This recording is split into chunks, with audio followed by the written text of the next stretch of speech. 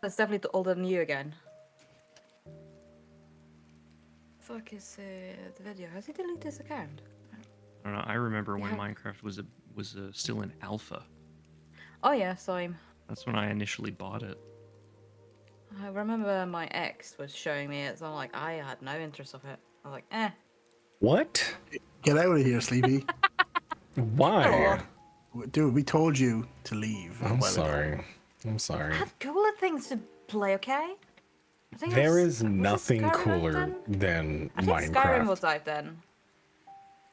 I don't know. I'm kind of on a 7 Days to Die buzz lately. 7 Days to Die is pretty good. Dude, I'm like an expert in early stage 7 Days to Die now. I've had like 7 worlds and I've not made it past the third Horde Night. Just keep starting new ones with new people. Wait, why do you keep starting new ones? I don't know. Just different people, and then yeah. Do you guys just Different want? groups. Are you playing vanilla? Or are you playing modded? Yeah. Nah, vanilla. It's my first time playing it. Well, I think I'm gonna try. I'm gonna try my best to get my server going. I have my computer. My second computer is literally right here, and I want to set up a server on it to see if it can handle it. Though the computer itself is like, I don't know, 12 years old. It should. I mean, it should be able to. I think it'll be able to run a 7-day server on it, and then you guys can all just be on the same server forever. It just works. It'll just be on 24/7. Does that sound something that you want to do? how would that work with Horde Nights? Yeah. Horde Nights, I mean, Horde Nights the server will continue.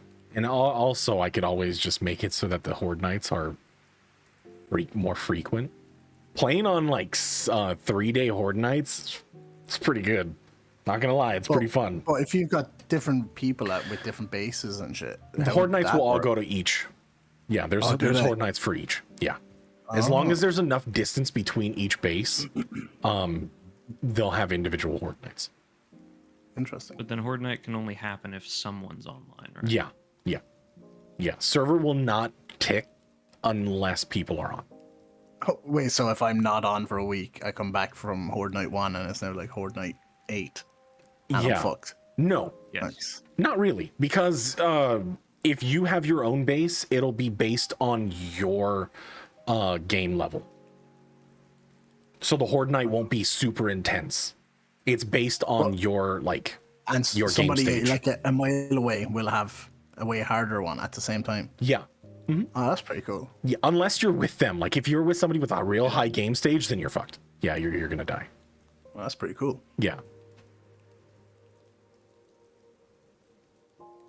So I don't know. I'll set it up. I'll try to set it up. Yeah. Also, hello, welcome. Are we ready to play some Dungeons and Dragons? Yeah, I've taken paracetamol, so Okay. I'm done with my 40 minutes. dinner. Good to go. It feels like we just it's just like every other week we get to play. I think that's how it goes. every other week. Yeah. So is that 3 or is that 4? Yeah, 3. A 3. Yeah. Actually, that would be 4. Every Yeah. other week, Other- yeah. Oh, that would be No, every the month. 3.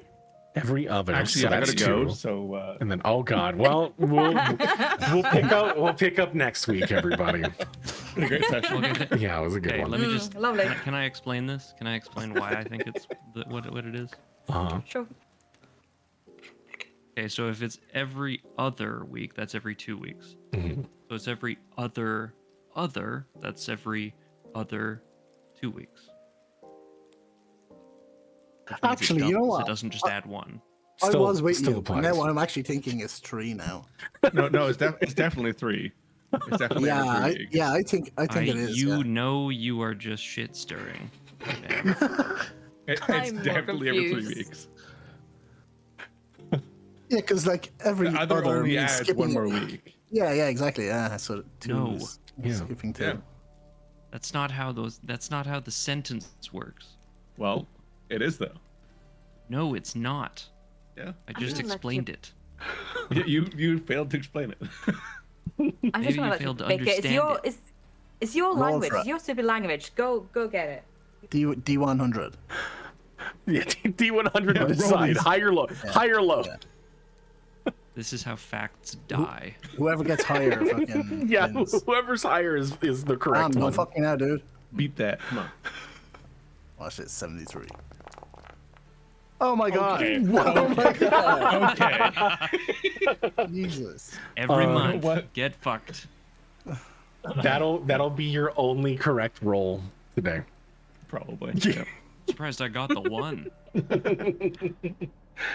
All right, so with that, I guess we can go ahead and get into today's session of Convergence. Oh, Is yeah. everything all right? Is my volume okay on your side? You hear all the music's not too loud, not too crazy? Okay.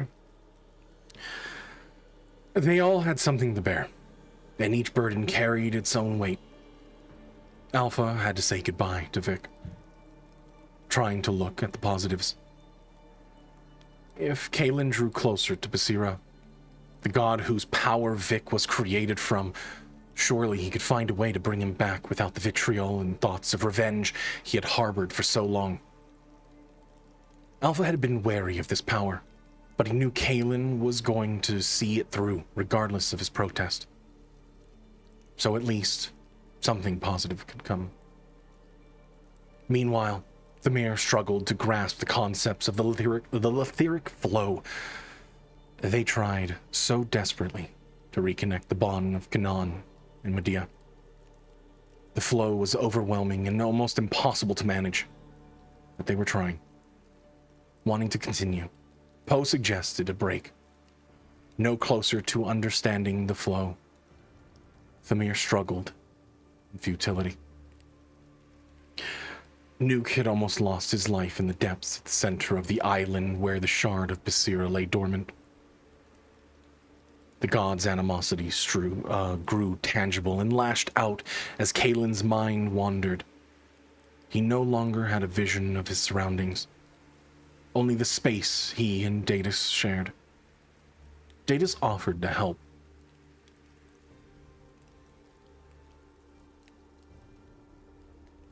But Kalen did not waver. Datus threatened with ultimatums, which allowed Kalen to see what was happening around him. But he had not known Nuke was at death's door. Through the power of his will, he forced Datus from his mind and subdued the manifestation of Basira's hatred in the nick of time. Down by the stone they stood, Nuke grievously wounded and Kalen growing in size, his horns slowly twisting into a gnarled crown. They had to find a way to escape. But we'll begin today's session walking along with Alpha as you leave the storehouse, the lifeless body of Vic behind, hoping that this was not the final goodbye. You still held on to that idea, the concept that if Kalen could be successful in his endeavor, surely he could bring back Vic stronger than ever. Free him from his revenge that he was so destined to seek out. What would you be doing in this moment as you walk the streets of Teluthia? I mean, Alpha's just he's stuck in his own head at the moment. He's physically present. He's walking taller than he usually would, but like he's used to feeling afraid and confused about what's going on, being as fresh to this world as he is, but he's always had Vic on his side. And knowing that Vic disagreed with what he's trying to do here, he doesn't have that backing anymore. And yet he still feels this confidence that this is what needs to be done. So it's a different type of fear. It's a fear of letting go of that safety blanket and becoming who he needs to be. So he's walking alongside these two guides and just quietly assessing the situation and figuring out what needs to happen next.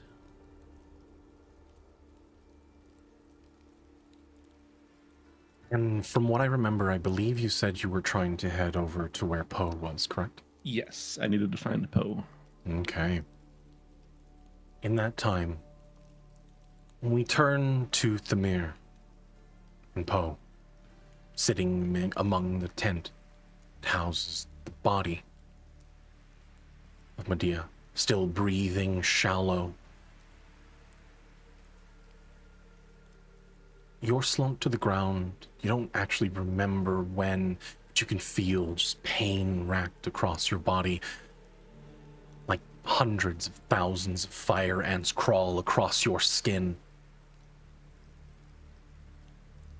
There's this pain in your mind that you can't help to shake. But still, from when we last left off, you were determined to try again.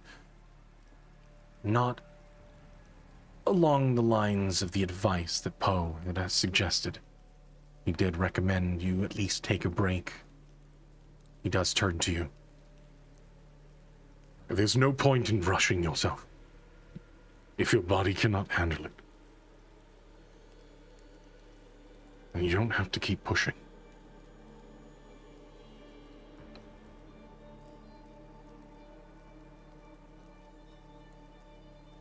Then why show me anything at all?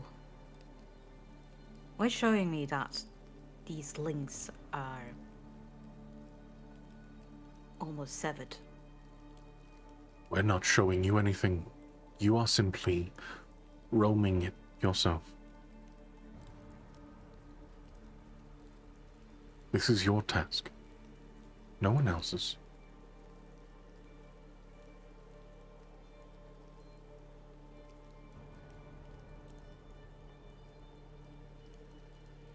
Do you think that it's us forcing you to do this?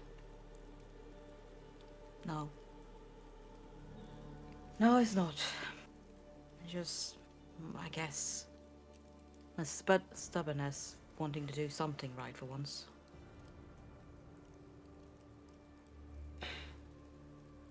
See enough people gone away dying. I don't know if this means that she's on the brink of death, I don't know.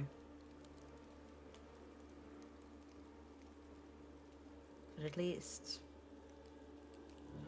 leaving it whole would at least taken off some burden, I guess.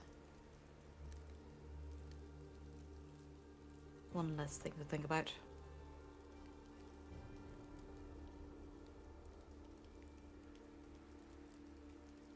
I understand the desire to see things through, to find some happy ending. Pot of gold at the end of a rainbow.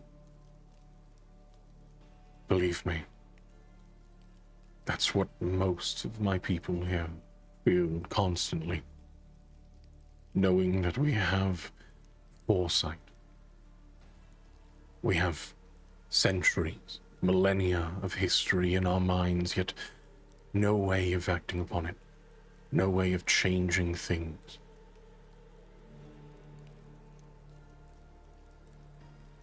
It's frustrating, I understand. But you are in an advantageous position, being so closely tied to Cyril. You have been granted a great privilege, though tragic as it may be.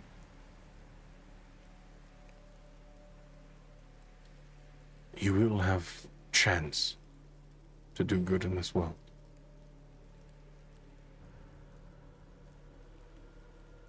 But rest.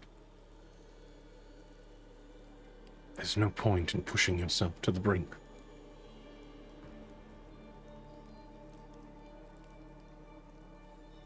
I think with that, I guess Tamir is probably already sitting on the floor, just shaking his head, shaking their head before just slumping down, trying to, I don't know, try and rest, get somewhat rest, as they're probably still quite tired, right after that, as well as the restless night. Just wake me. Don't let me sleep or rest for too long. Just give me an hour.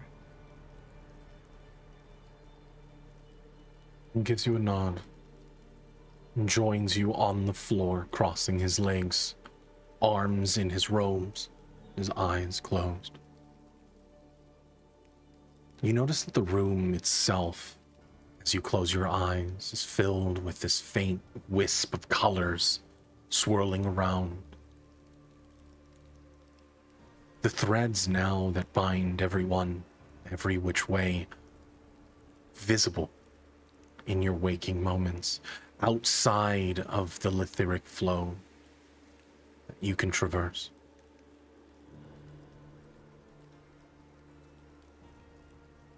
You're a passive observer from it, from your point, realizing that your threads themselves are fading. The connection to this world slowly disappearing. It would be by this time, Alpha, you would have found your way to the tent with your two guides in tow. You see as Poe and Thamir sitting down on the ground, resting. You can see as Medea is now resting on what looked to be a table, wearing soft white cloth robes. Any change in her like physical appearance or anything like that from what they've been trying to do? None. No physical changes have been made, aside from the clothing change. Shallow breathing. There's no strain or pain across the face. Nothing. Just a deep, deep sleep, almost death-like.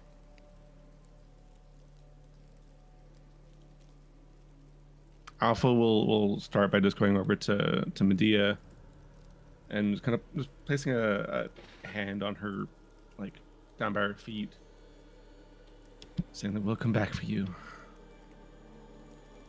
Go somewhere else, though. No, not a Wembley Dale. God damn it. And he'll reach the other hand down and just touch the back of Thamir's neck. Just making sure that they're aware that he's there, and say, we need to move. The others are in trouble. Blasted. What? Oh, yeah. Fucking hell, hello. What do you say? Sorry. I didn't mean to. Well, I did, but the others. Something's wrong with Nuke. He wasn't looking too good. Not sure where Kalen was in it, but Nuke was in a bit of a pickle, so to speak. You see them? How long have you been out? I don't know the answer to that question, and I'd rather not think about it right now. And I guess as you look at Alpha, you notice two things different. One is that he has that little matte blue orb that Vic was carrying on his side. He has that orb tucked inside, right underneath his chest.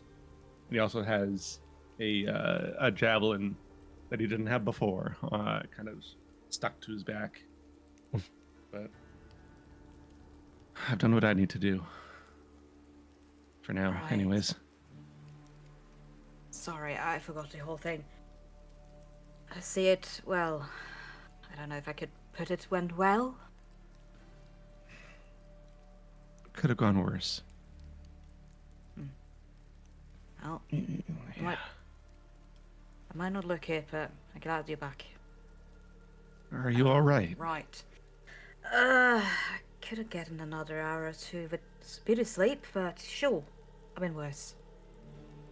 I just wish to have used more time here, but if you think it's so urgent to get back, I guess. If you don't want me to stay here. His I've eyes seen some kind of like. things. Oh, Yeah. okay. Go No, ahead. no. No. Well, I feel like his eyes kind of like go. His body stays where it is, but his eyes go towards Medea, and he's about to ask how she's doing. But then you said that you've seen some things, and then I jolt back to you. Like, what did you see? To be honest, I'm not sure, but some connections, some threads connecting you guys, connecting to other things, and, well, to be honest, the threads have been looking fine, except hers. It's damaged. Weak, in a way. And that's kind of why I looked like death the other day, or earlier today, actually. What day are we on? Anyway, where was I? Yes, the thread. After seeing it, I thought that maybe I could do something about it, but this fella is probably correct that I'm not ready yet for whatever that is. I just wanted to see if I could somehow reach out to it and mend it in a way. But Poe thinks that, for first off, I needed a rest, but second off, that probably needs some more time, but I was so close. Seems we all have a path to take in order to get done what needs to be done.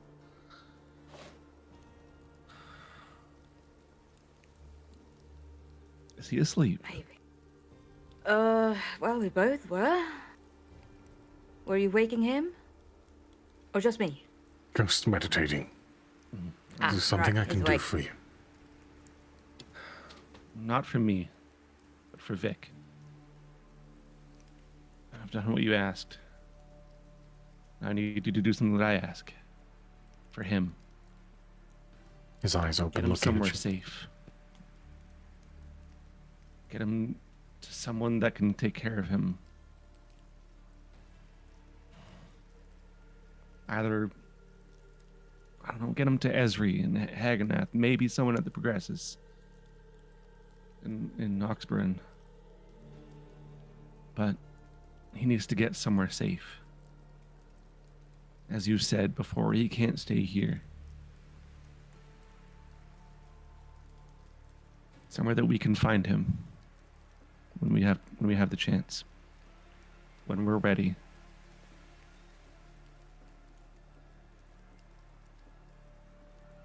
Can you do that? It shall be done. Don't hurt him. I've done that enough already. And gives a nod.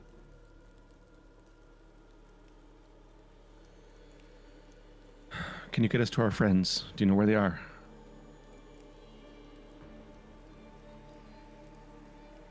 If everything is going according to prophecy, I'm sure Kalen has found his way to a shard of Basira.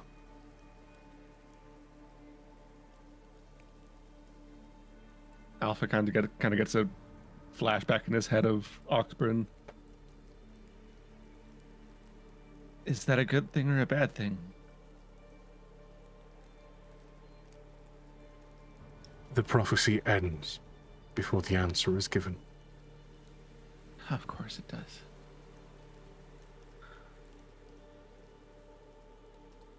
You didn't answer the question. Can you get us to him? Ideally,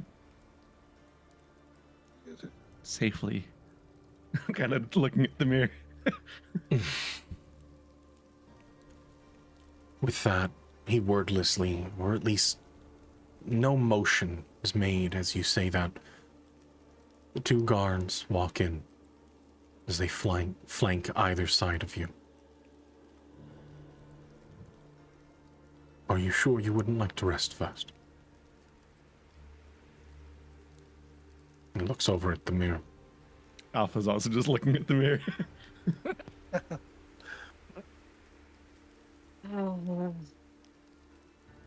Do you have a health potion? Something? One of them reaches down to the belt, hands you a potion. On short notice, this is what we can have. It's a I'll take it. greater healing potion is given over to you. Yeah, Tamir's just gonna snatch that. It's like, yeah. Yeah. Okay. If I guess the blue says we go, we go. Go ahead and pass that over to you in your inventory. There you go. They're gonna drink it immediately. No question about it. Yep. You can go ahead and don't need to roll. You can just take max on that. What's the max? 4d4 plus 4. Yeah. So it is 20. Thank you. I wish we did have time for a rest, but what I saw, we need to get moving. Okay. Yeah, no, don't worry, don't worry. It's fine, it's fine.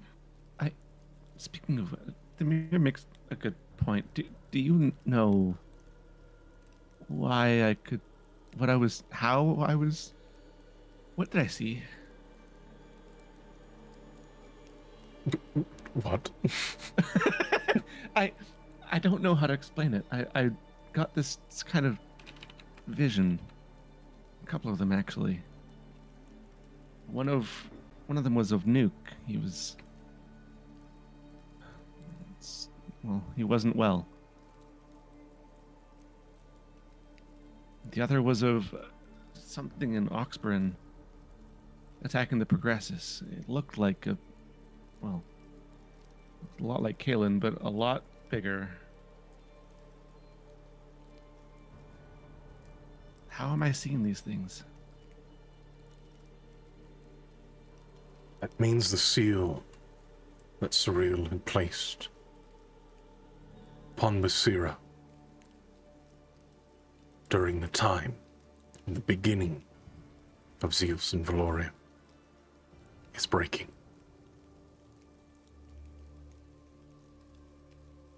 You mean he's getting stronger, Basira? It means the vessels are coming closer to their goal. Datus. And Kalen.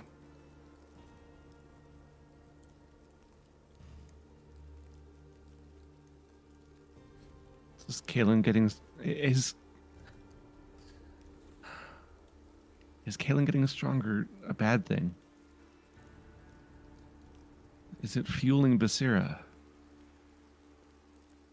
Not fueling Basira, becoming.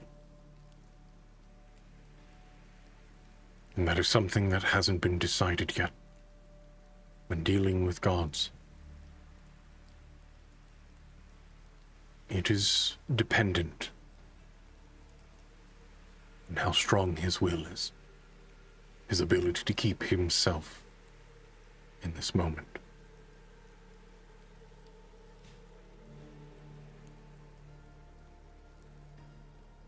Alpha again just kind of gets a flash in his head of the last combat he was in with Kalen, where it seemed to Alpha like he wasn't entirely there, but it's fine. If there's one thing that Vic was certain of, it's that Alpha is stronger than he seems.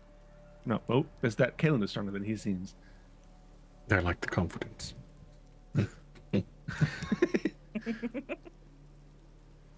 I have to believe that.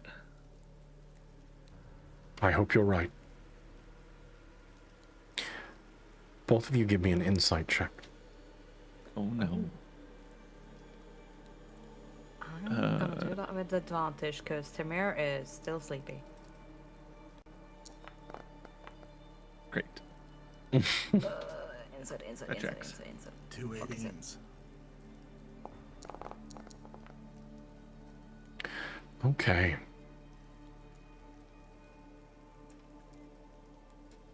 If you're ready to go. I do have one more question. I'm sure you told me before, but the astral winged thing, dragon, I think. The Guardians. Guardian, yeah. Dragons. Does the one that chose me have a name?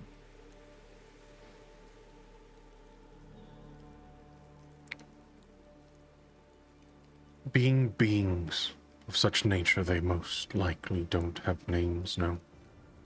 However, given a time,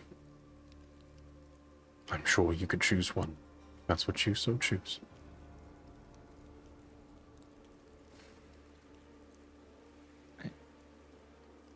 I feel like that's not.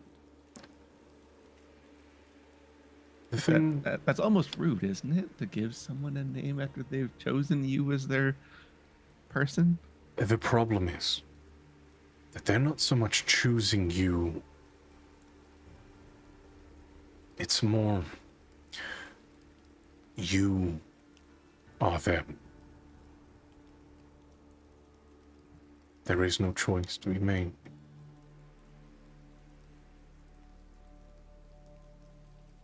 Oh. It's a matter of awakening yourself. A name might come to you.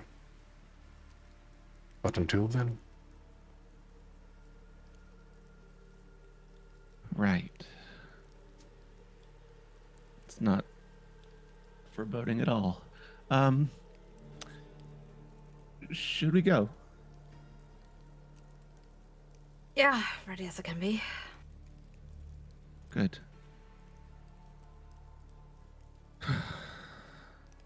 You still didn't answer the question. Can you get us to them, or do we have to walk there? the one Seems like an awful guard pulls a staff out and it extends instantly.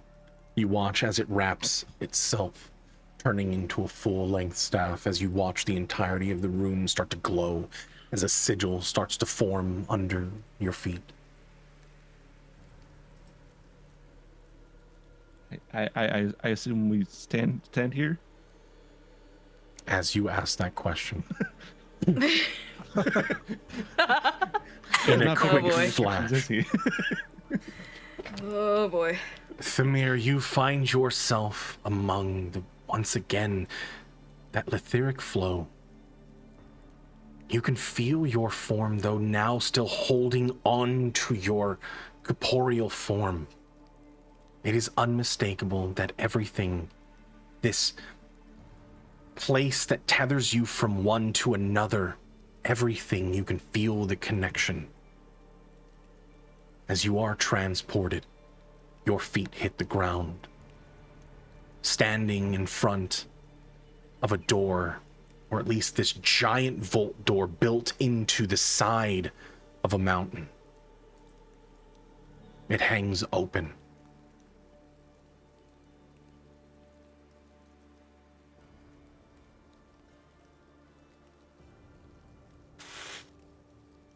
Yeah, right. Another door.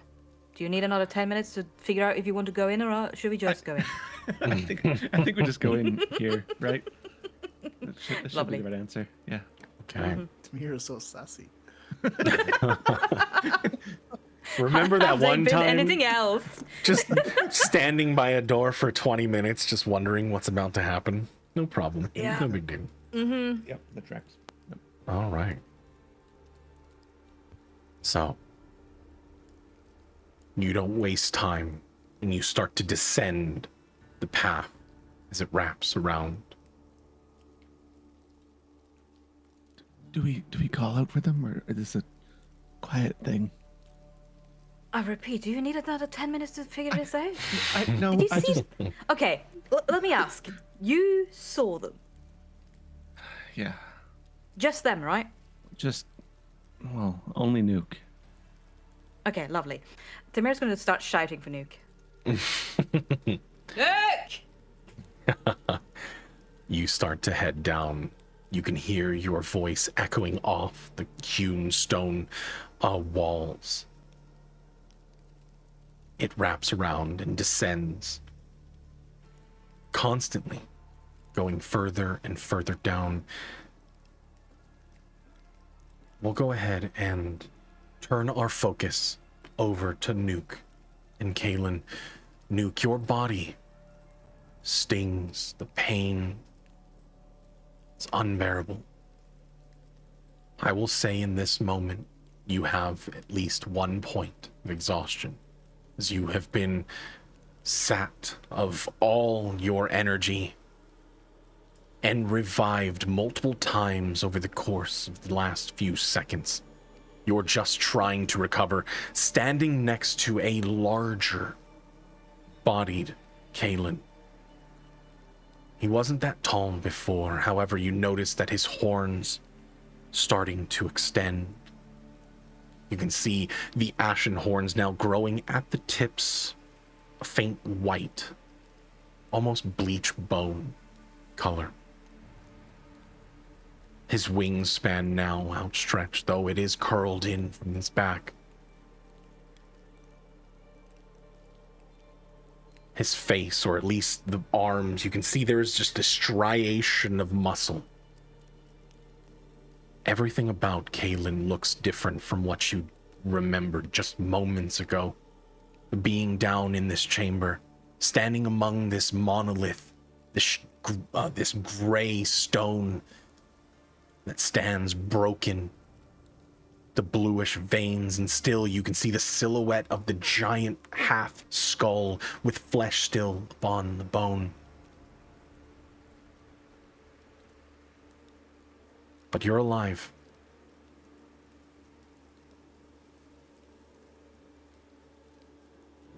In this moment, Nuke, what is going through your mind? In this moment, I'm trying to figure out how to put exhaustion on my character sheet, but okay, this is easy. I mean, Nuke completely regrets all of this, everything. Like, this was so dumb. Nuke completely regrets not speaking up. I mean, clearly, splitting the group up was ridiculous. Now, he nearly died, and Kaylin is still trying to press on. Nuke kind of asked him, like, maybe we should wait for the others, or maybe we should go back. Well, yeah, go back and wait for the others, but Kaylin is adamant that he wants to continue. But Nuke can't, like, go back on his own, because Alpha told him to make sure that he stayed with Kaylin. So Nuke is kind of fucked right now. He's battered, bruised, bleeding. He's in this dark ass hole. I think Nuke is starting to believe that this is it. Like, he's actually going to die here. That's it. You look over at Kaylin, and his body, his face, his eyes, everything unrecognizable to the Kaylin that you had seen prior to this. Sure, there's still the intelligence in his eyes. There's still that expression. However, it's gnarled and twisted in a way that you don't think that Kaylin is fully aware of the way that he looks. Give me an insight check. And that I will, but yeah, that's another thing as well, because obviously, like, he's like, there's been some massive changes in Kaylin, like some of the things he's after doing. Like, Nuke is definitely, like, afraid of Kaylin, and now this is not making things any better. Now he's stuck in a dark ass hole with him. I think the only thing that's, stands to Nuke here is the fact that Kaylin is helping him. He's not attacking him, so there's that thread of, Kaylin still there. What did you ask me to roll? Insight. So, Also on your character sheet, beside your AC, above your initiative, that's your exhaustion level. Click on the furthest dot to the left. Oh yeah, I see it. Cheers, dude. Yep. In this time, as you regain yourself, your sense of self, Kaylin, what is going through your mind, and what would Nuke see kind of going across your face, expression-wise?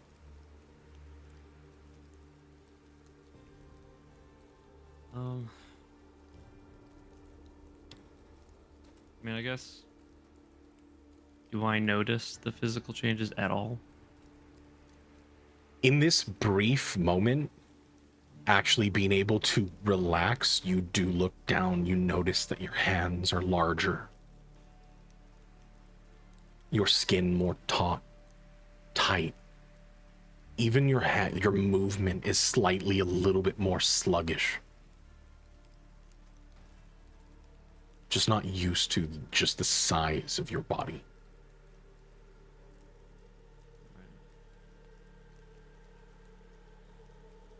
P90X is no joke. Oh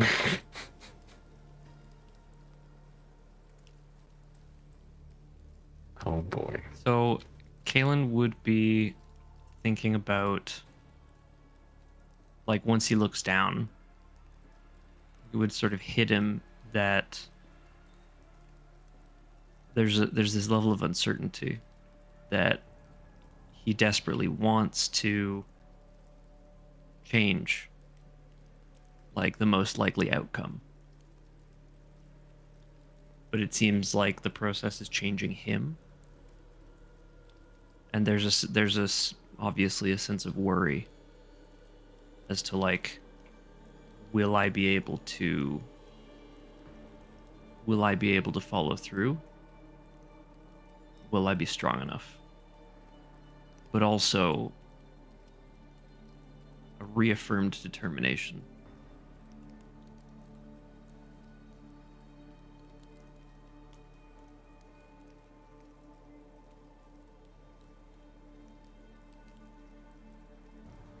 As you both sit in silence for a moment, Kaylin, there's a voice in your mind. Once again, Datus has found his way back.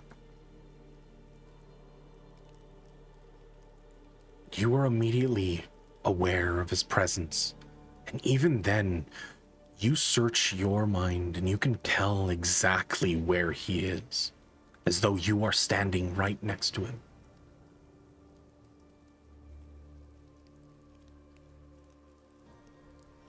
It seems as though you still have a bit of fight in you, huh?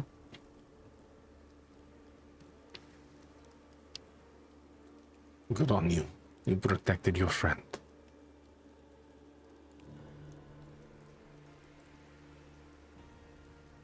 What do you want, Datus? I wanted you not to force my hand. But we're in such an advantageous position. I thought, why the hell's not?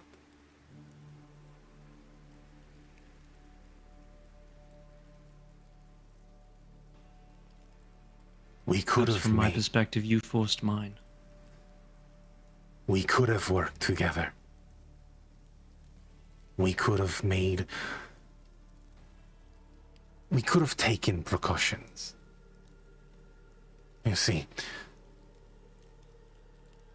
it was always inevitable to bring the power of Basira back. Always. The only way that we could have either taken control or destroyed it completely is for a piece of him to come back. But no. You had to sit there and run with your very strange version of justice. And now people do have to die. Because I know I cannot rely on you.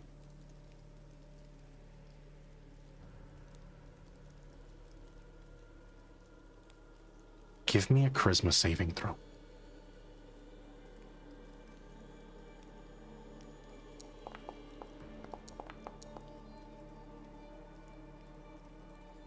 your eyes get pulled towards his, or at least you see where you are standing next to Nuke. You can watch as there is a look of fear on in Nuke's eyes. You can see the exhaustion setting in, the wounds across his flesh.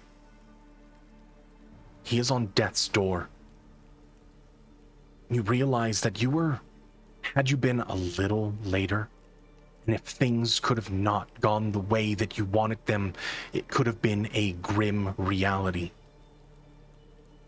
But through fate, or just sheer luck, you push through. However, you find your mind in another place. Device, this strange machine, this round sphere stands. As you look up, or should I say, Datus looks up. Do you see it, Galen? It's beautiful. You stare up and you look at another shard, this heavy slate gray stone hanging, protruding from the stone around it, dripping this bluish liquid as it splashes down onto the ground below. I wasn't going to, but I guess we need to move our plans up, huh? Depends upon... That's the question, isn't it?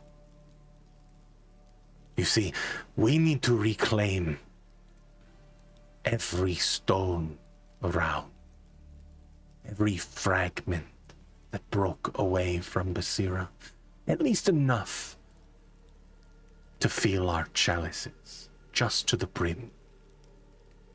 Just enough that the surface tension doesn't boil over.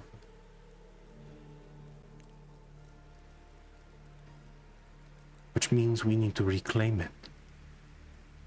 And, well, the problem is, on your side,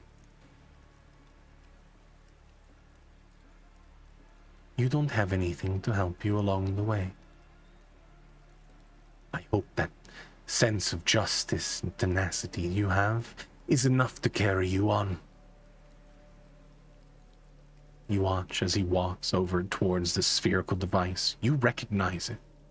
The same device that you found within Theron Credulo's study behind that wall.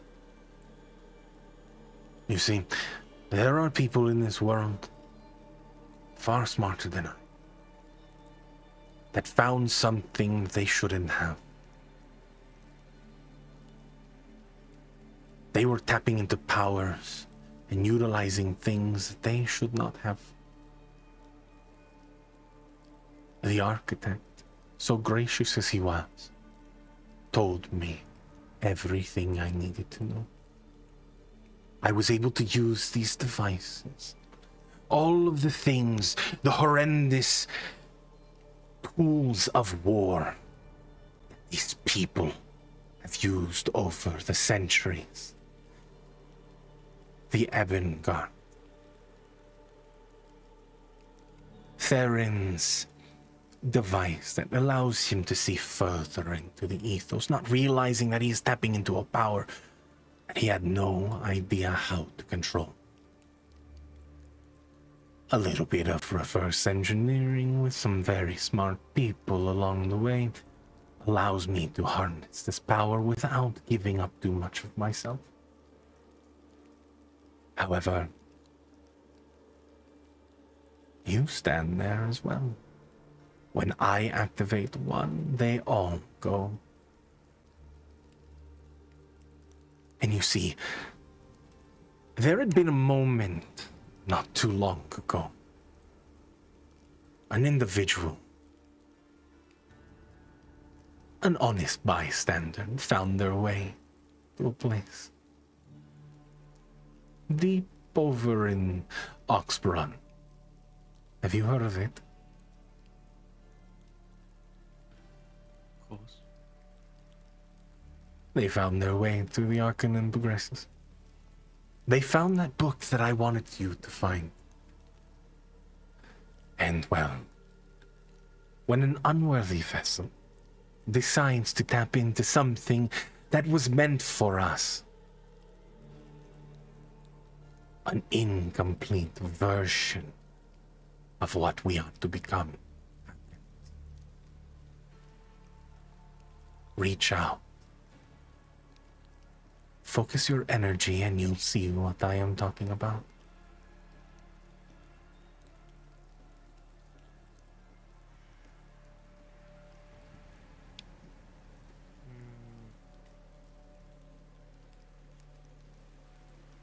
All right, I will. Give me a wisdom saving throw.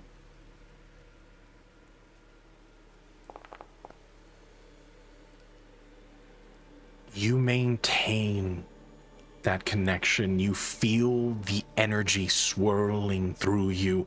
It's almost unbearable. Your body feels like it's going to break. But eventually you see it. There is a figure. Your eyes look up at the giant tower. As you feel your body fading away, you lift your arm and you can watch as the flesh falls from this bone. However, as you move, you realize that your movements are slow.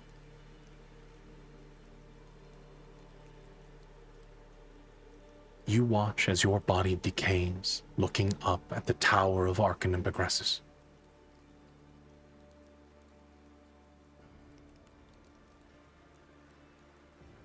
Everything is in place. Everything is in motion. Do you see it? Do you feel it?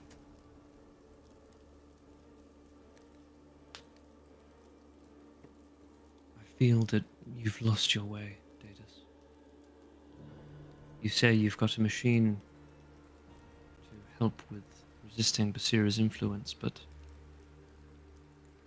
you've already lost to it.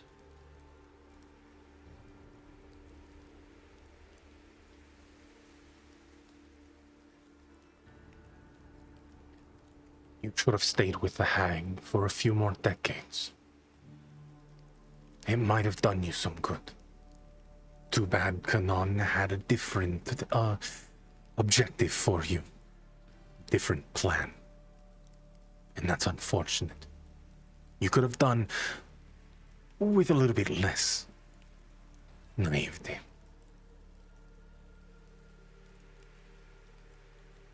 I believe you could have done with some kindness and care. There is no such thing as kindness and care when Basira is involved. This is our last chance. A time that we can destroy this energy that shouldn't have been provided to this world. A mistake made by the gods. This is our time to destroy it all. If we allow this power to fester, death, destruction is inevitable.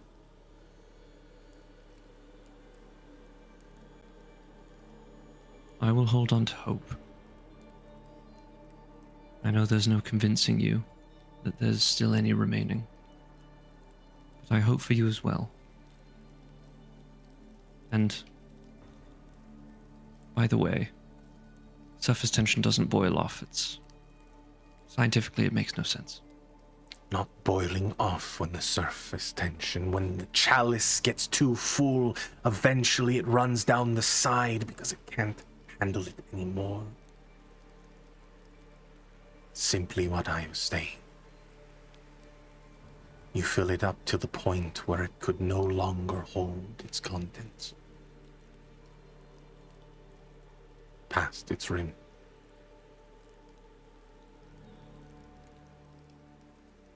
Perhaps after this is all over and things go all right, I could teach you a bit about science.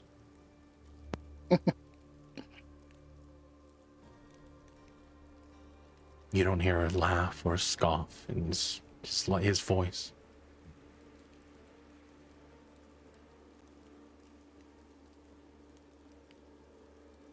He reaches out to the device. You watch through his eyes. Maybe you can teach me something. Sure, when this is all over.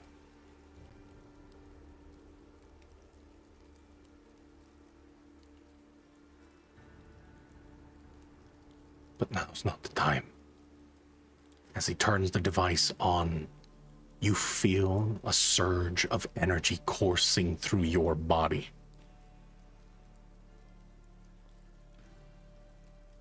Your body resonates in line with the slate stone, this giant monolith.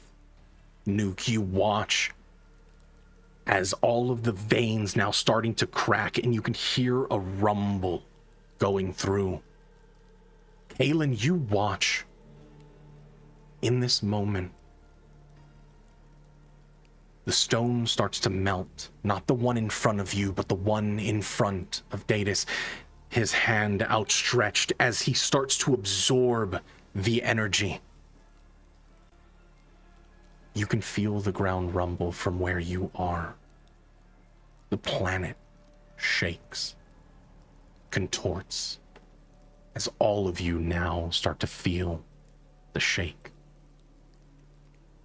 Alpha, Thamir, you feel the swaying of the ground. You can hear it cracking and turning. You watch as some particles just falling from the roof, as some of these cracks in the ceiling open up just from the sheer pressure of the world. You're not sure what is going on, an earthquake happening in this moment. Well, that's not good. Nuke? Nuke? Nuke, You've been if walking. the small one can do this, then I will have a word with him afterwards. You've been walking now for about a half an hour as you make it down, closer down to the floor. Still, it wraps back and forth, not knowing how long you have to walk. Do you continue to walk, or do you pick up pace? Can I what the fuck is it called? I want to get a pseudopod off myself, Mm-hmm. and that's kind of like throw it down the pit and see how It's long not it a takes to get to the pit. bottom. It's not a pit. It is like a tunnel that is kind of like spiraling down. Think of like a there's nowhere to, stairwell. like- Think of like a stairwell, but completely encased, like the wrapping of a stairwell, but there is no center point. Can I? Oh, okay, so I reckon I can't see the end of the stairs, right? No. Okay. It good. is just a slope. Can I'm I guessing there's no suggest- response? There's no response from anyone. Yeah. Think of it like, hold on, let me just draw it real quick. It's kind of like, it just looks like it constantly goes down. There is no center point. You see, and it's just okay, gotcha. constantly going further down. May I make a suggestion? Sure. Everyone loves a slinky. What? Oh my god. What the fuck just happened? Oh boy. Do you not know what a slinky is? No. Do they have a What? slinky in this world? What? Do you know what a slinky is? No. You really don't know what Oh. a slinky is? What the fuck? Dude, fucking tell me what a slinky is like. Here, I'm about to post a picture in the Discord. Hold on. Copy image. In our voice chat Discord thingy. Open chat. This is a slinky. Ah, slinky, yeah. Yeah, I know what a slinky is. I had one. Just apparently didn't know what it was called. What did you call What it? did you think it was? Yeah. Dude, I'm fucking 37. I had this thing when I was like 7. It's a long time ago. That doesn't answer the question. Yeah. I can't remember. I mean, Then again. it's obviously a Slinky now. Oh wait, Slinky Dog. Yeah. Oh shit, yeah. My life from makes Blizzard. sense now. My life Yeah. makes sense. Anyways. Yes. Fuck. I wanted to do a thing, but if we can't see the end of it, I guess start running. All right. Yeah. I guess Tamir would start running if Alpha would run. Yeah. I feel like. I guess to try to like. Gonna be a weird backwards way to do it, but I'm down. To try to prevent like falling on the stairs, I'm gonna climb on the wall, and just work my way down that way. They're not. I mean, it's not a stairs. Oh, It goodness. looks like a stairwell, right? But it's Right. all just slopes. Yeah, it's all just a gradient slope that constantly So- moves down further and further. Oh, okay. It's perfect. all right. roughly hewn stone. Like All right, somebody then never mind. carved all of this out. Motorcycle. I don't. Oh, I do have it. Wait, I do have Wait, it. what? What? That would have been the leather thing that I grabbed off of him, because ain't no way I'm leaving that. Y'all know I wouldn't leave that. Okay. Right. Yeah. Will it fit? Oh yeah. This whole Perfect. thing is like 20. It's about 20 feet wide. Okay, awesome. Then Alpha grabs this like little pole, not the javelin on his back. This pole is kind of on his side, and he kind of like he starts like shaking it before he thinks for a second, like, just like flicks it instead, and it basically transforms into you've seen Tron. Yes. Greatest Yeah. movie ever. It transforms into one of those Kelly's bikes. disgust. It's just like a solid like gold and silver bike that forms, and he kind of like he tries to ride it as best he can without like getting his shit in the gears, but it's tough. He's fluid. Do you leave Thamir behind? No, I will pick up the mirror. I Okay. can. What the bloody fucking hell is that? Just hang on. Don't ask questions. Do what? As you make your way down, as everything rumbles around, Kaylin, we return back to you. You watch and you can feel the energy swelling in Datus more and more during this time. You find yourself connected, your minds melded together, though separate. You can feel on his side everything. The ball is in your court. What do you choose? The only way you can stop me now is doing the same as I.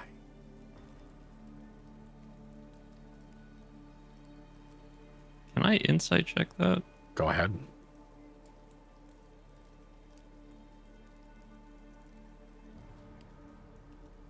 You can see the slate stone standing in front of you. No idea. You see the stone in front of you now. You can watch as it's cracking, and you can feel this oppressive energy. Nuke, I need you to make me a Constitution saving throw. On saving throw. Mm-hmm.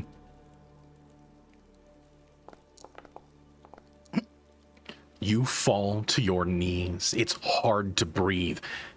It's like all of the oxygen was taken from this room. As you gasp for air, you take another point of exhaustion. Yay.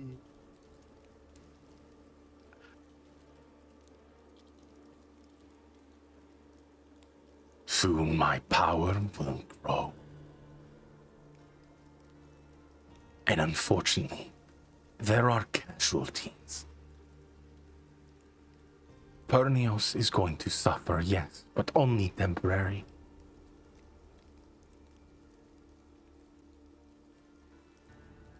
It'll all be over soon, Galen. And you can go and return to your snarky little world view that you have. I'll take care of it from here.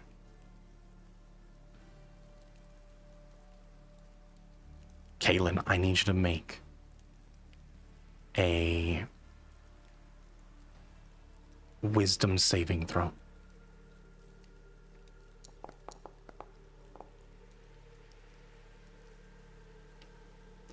You maintain your composure.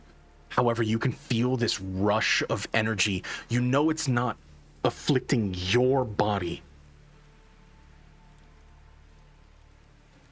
but you can feel that power. You can feel Datus growing, his chalice becoming over full, yet still being able to maintain. Your vision pulls away. You start to connect to something far greater. You can see and feel everything.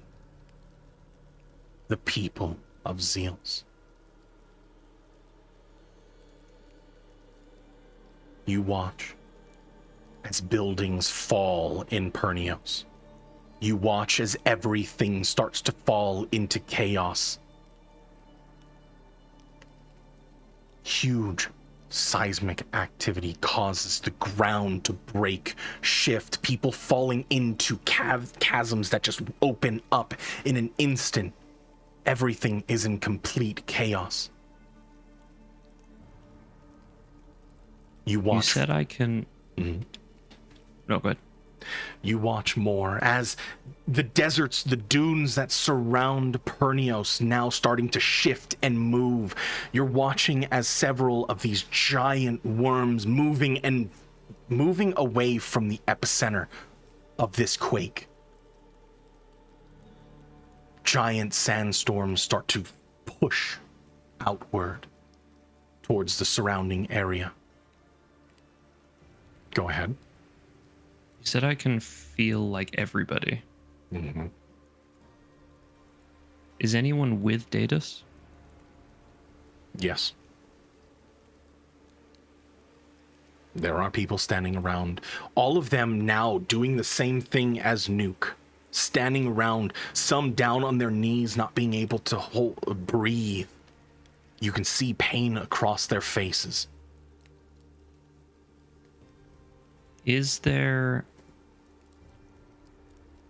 like a way for them to switch off this machine? Because I can't control him. He's too strong. But can I control them to like interfere with what's happening? Give me a deception check.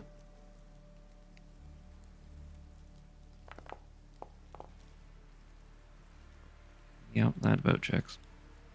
As you focus on the people around him, you see him stretch his arm out and a faint, dark, single point of energy flies through and pierces the chest of the one that you start to focus on, trying to find a place.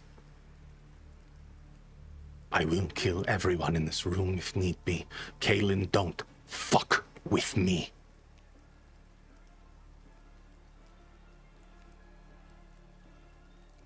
You want to stop me?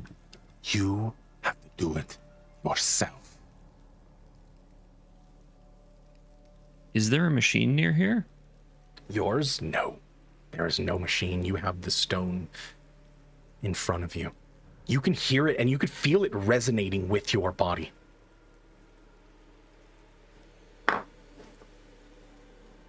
Wait, so how am I supposed to do it myself? Am I supposed to do it like through him? You do it through yourself. He has a device that helps him attune to it. It is by the power of will alone. He has a device controlling. He has a device that helps it not from overtaking him. Do I still have, what is it, advantage from that one potion that I took earlier? You don't. Okay. There's enough time that's passed.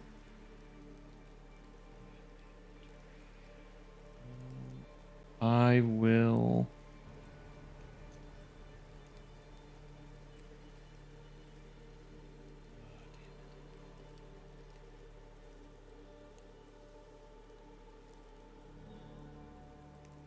I'd like to try infusing Nuke with some of my life energy, if that can heal him. Okay, so you're gonna try to convert your life into his. Yes, before I try this and don't have the ability to heal him at all. How many hit points are you going to transfer over to him? Wait, actually, why am I thinking that? I can cure wounds him, I believe. Yeah, I still have spell slots. Yeah, I'm gonna cure wounds him. Okay. Second level. Go ahead and add another Oh, 2d8 shit. to that. Another what? 2d8.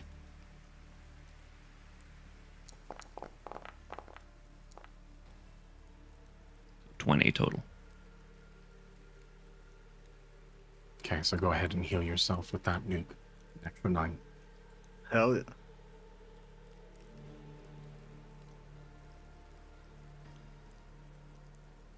So is Nuke on the ground? He like can't move. He is Struggling to struggling. stand. Yeah.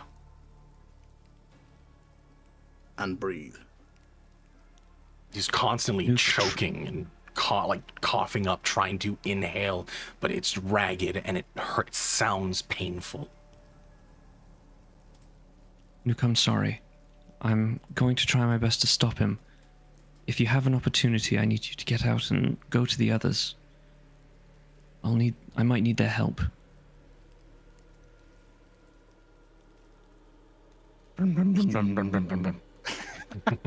He side eyes you and, unable to speak, he just thumbs up. I would do Alright, the I'm coughing gonna- sound effects, only I don't want to set off. the Yeah, cough. you might Yeah, no, actually no, no, no. set In off real the life. coughs. Yeah, so don't do Yeah. that. What a great sound effect, though. Yeah. Yeah. So I mean, it would- lifelike. You're so Be fitting, you're so yeah. good at it. Yeah.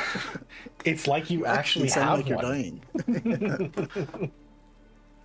But alright, then once I've done that, I will get into a like sort of sit on the ground and try and take control. Okay. While you focus, Nuke, you rise to your feet, trying to head away, correct? What is your plan? Do I know where we entered here, or no? You do. I mean, you fell downward. The exit is up. Yeah. And is there a way out? Like, can I identify a clear way out? Like, to get up there? The walls are jagged stone. You would have to climb your way up. That I do. I struggle towards the wall, and in fact, actually, can I do that thing, that thing to get a spell slot back, that arcane recovery? Do I have an opportunity to do this? Because I mean, it's just an action, right? Isn't it a short rest? Yeah. Wait, is Yeah. it a short rest or is it just an action? Is it a short rest? I thought it was an action. If it's listed as a short rest, I Okay, never mind. Yeah, never Yeah, mind then. I try to climb. Okay. Give me an athletics check. With disadvantage. It's not showing disadvantage though, but it is disadvantage for sure, right? Yeah. Yes, ability checks are disadvantage. Ability checks. Oof. Ooh. You Damn. maintain, though it is slow going, you have to be meticulous with your movements, trying not to force or push yourself too far in fear of falling. You climb. You move away, you can hear this vibration, the rumbling in the walls are still making it difficult, but this hum is starting to get louder and louder in your mind. You're about a quarter way up. Give me another athletics check as you feel the wall crack. You try to jump to another side as one of the pieces, your arm moving away, trying to move towards the side. Yep. Still good. Give me a dexterity saving throw. As you jump or just push yourself off from the stone, falling from the wall, you try to catch on instinctually from the other side. Your grip just grabs it on the edge, pulling yourself past as part of that outer wall starts to fall away. I need you to give me a high or low roll. Oof, high, for sure. No. Okay. So let me get this straight. Nuke is trying to climb up. We're trying to go Yes. down. Yes. It's okay because he's lower than where the point where you are going, because they moved into a chamber and then this giant monolith was standing in the center of it. They went down to the bottom of that chamber. So Gotcha. yeah, where you enter from is where he's walking up to. Let me go ahead and just Question. draw again. Yes. How far down is it, give or take? You are not sure. You have Yeah, we been don't know circling yet. back and forth. And now we're on a bike doing it. Yeah. Just drifting around. So, corners. so just to put in perspective, Tokyo. after, oh my God,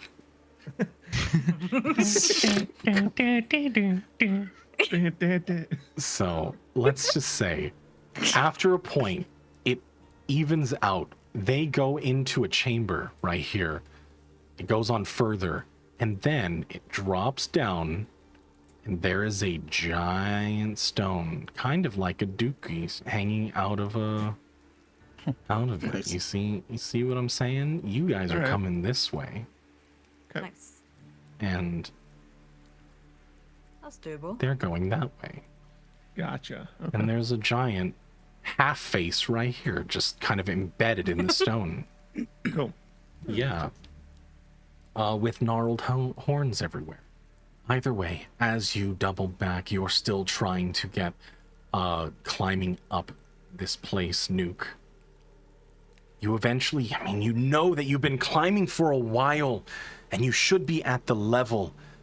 The room itself now starting to glow with the stone in the center sending out light, this very bright blue light starting to shine off the walls. You realize in this moment, you're on the wrong side.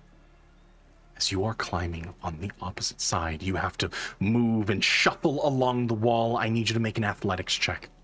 Motherfucker. Athletics check. Shit.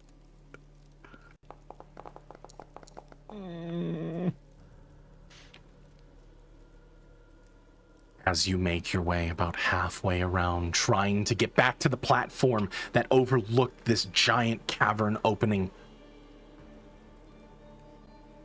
your hand slips. Make me a dexterity saving throw to try to grab on.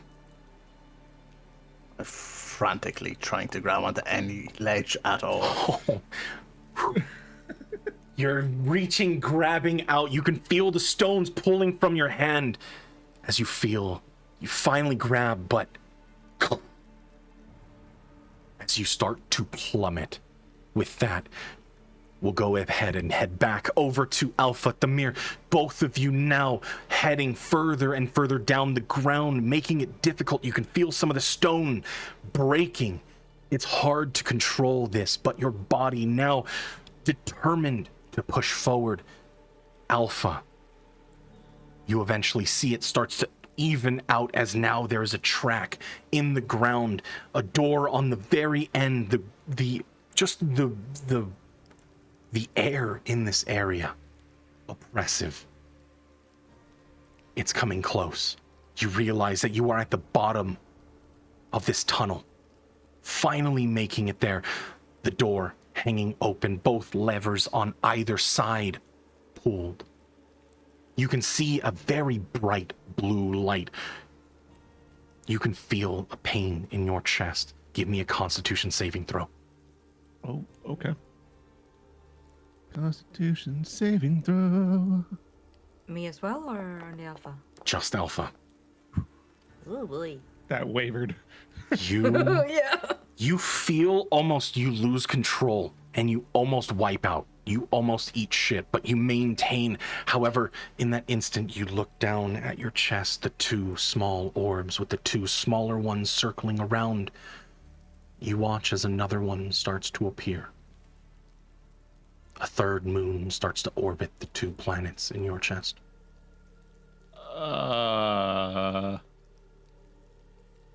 Give me a wisdom saving throw. Yeah.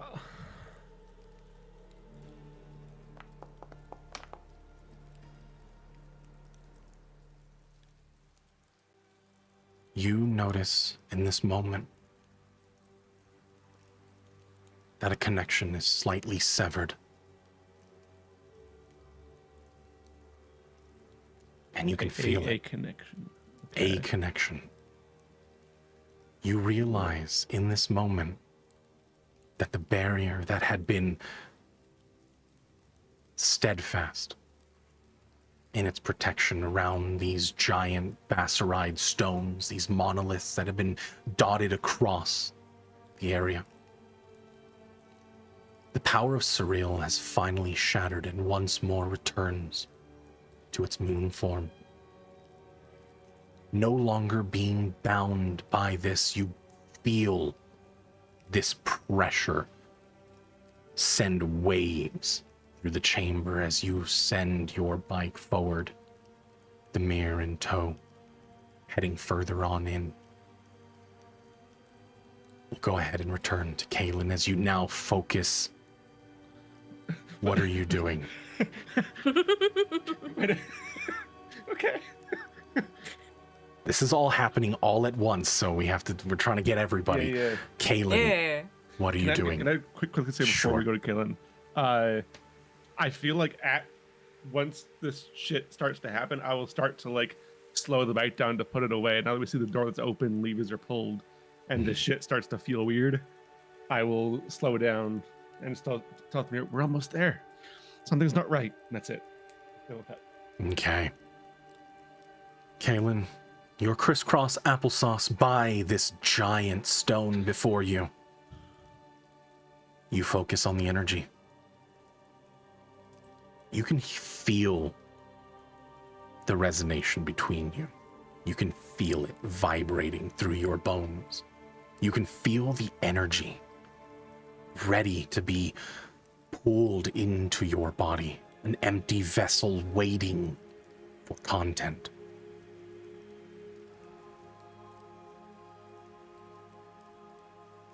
What are you doing? Are you allowing it to happen?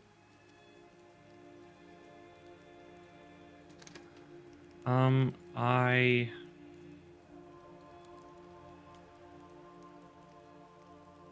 do, but I want to like repeat. Kalen is going to repeat a sort of mantra in his head. Justice, not vengeance. Just going to repeat that over and over as he feels the energy enter and cause these surges across his body. His mind is just repeating that. Sorry. You hold on to Kalen's confused at the sound he just heard. it. The only thing you can hear in this chamber, you don't sense anybody else for a brief moment as you allow yourself. The only thing that runs through your mind, justice, not vengeance, over and over again, as everything is surrounded by this vibration. You allow the energy to flow into your empty chalice. Give me a Constitution saving throw. Artificers are good at those.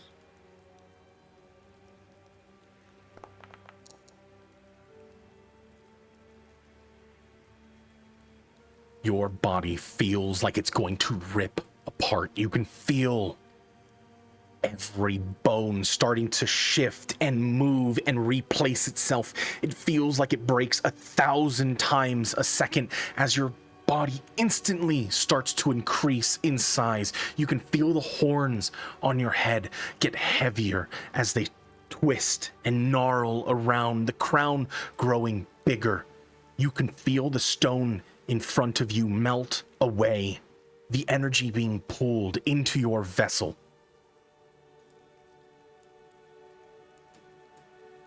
It would be at this point where you can feel that Datus on his end reaching a point where his ritual is completed. That's it. This is the only way forward. I'll be waiting, Caitlin.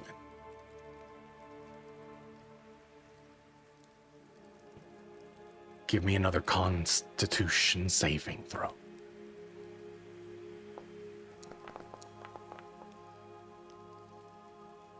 You maintain. You feel that your body now still holding on to itself. Your mind slipping for a moment, but still that mantra returns. You can hear and feel another presence. A voice. A feeling of vitriol. Pain, anger, everything. All of the emotions that drive destruction in a world. You see it flooding. You feel betrayal as your mind flashes to the point. A fraction of a second right before being pulled away from the body of the astral titan. The universe that you so graciously gave part of yourself to create, along with your siblings. Cyril, Kanan, Relir, Asar, all of them. This game that you have played your whole life from eternity and beyond. Deciding that the best way to create the perfect world is that all of you come together as one. But you know that your power was the one, the reason why Apostille had succeeded where no one else could. You have destroyed an infinite amount of worlds before, only to be recreated, remelded in your image. A universe perfectly crafted by your power. But they were jealous. Jealous of everything. Knowing that the only reason why this one gained so much power that could do greater things than all of the others, creating life within itself, showing compassion, and even just creating things that nothing else could have been possible. It was because of you, because of Basira. You are Basira. But that mantra comes back, and your mind returns. You see it all. The betrayal, the locking away of your soul. Cyril looking down on you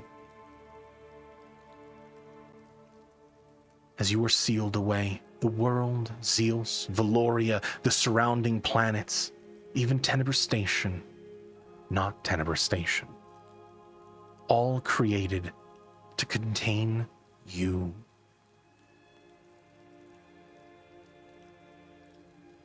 Based on that con save, I think Kalen would have a lucid thought when thinking about all of this, that isn't it time to let go and end this violent and never-ending hatred of one another?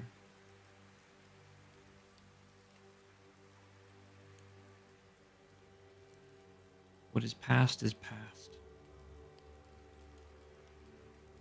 Now, it's time to let life be.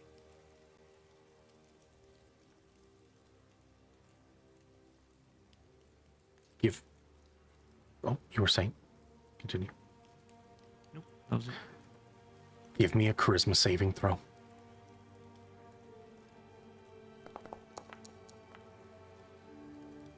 Okay. You don't realize when or how you stood up but you stand by this now monolith that you once saw as this giant obstacle in the center of this room, now small and dwarfed by your size.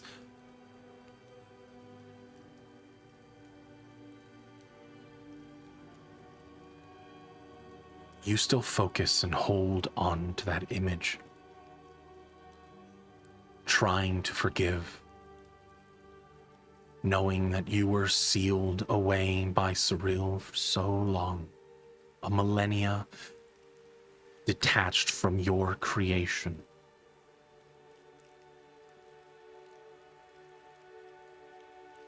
In that moment, Thamir, I need you to make me a wisdom saving throw. Something's not right. Last year as well. Yeah. Sorry. There we go.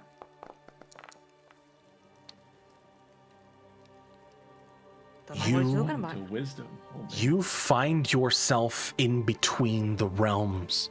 The connection that you have with this world partially severed. You're not sure why, but you can see the letheric flow. You can see the turmoil. It's oppressive. It's moving. The ebb and flow not as natural as you watch the threads sever from reality. A power separating itself from this world, from the energy that makes up everything. Something is not right. Even when you were along watching during those nights, and even just earlier, trying to find the connection from Medea and Kanan, this feels different. You instinctually hold on to Alpha and the bike, making sure that you don't fall. You start to slowly lose that sense. The pins and needles now returning to your body. But you can see it. Clear as day. The connection between Datus Moors. You're not sure who they are, but Kaelin, all of that pulls away. You can watch as one thread unravels from another, untwisting itself from the main flow. You can see the separation from Basira. The thread of Surreal now separating and unraveling.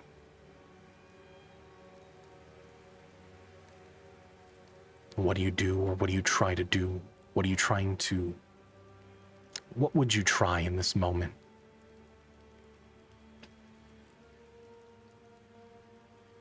It's just a second what Alpha said, like, yeah, I agree that something isn't wrong, and so for once I'm agreeing at you. What else I could do? I don't know. I think they would mainly just be stunned just looking at what's happening, just wondering if anything can be done or should be done. Okay. As you approach, you see this large form, the wings now wrapped around.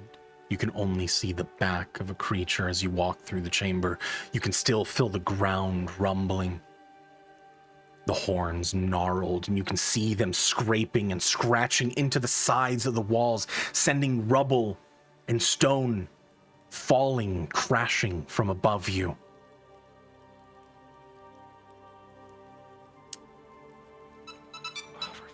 Both of you, I need you both to make, or at least because, Alpha, you said you're slowing, but you're still on the bike, correct? Yeah, I'm basically slowing it down so that once we get to this doorway, it's stopped, because I don't want to take it through the door per se. So you are walking or running the rest of the way down the pathway? I see. So the doorway is right here. And And then the will walk the bike is fit this through way. the door? Yes. Okay, then I'm going to take it as far as I can, basically, so that it stops before it drops, basically. Okay. So then you make me a dexterity saving throw. Sure, I can do that. I assume I see the danger approaching? Yes. You can see, I mean, the whole chamber itself is now lit, and you can see the back of these giant wings. 15. You dodge and move, avoiding the rubble. You watch as the ground beneath the wheels separate and you almost catch a lip, sending you forward, but you pop it up and you bump up. It's rough. You slow down instinctually, but eventually you make it to the edge. Nuke, I need you to make a wisdom saving throw. Wisdom saving throw. Yes. Nice. You feel your mind slipping for a brief moment until in your pack, a faint flash. Everything around you pauses for a bit. And in that moment, you hear a voice. Hey, kiddo. You all right?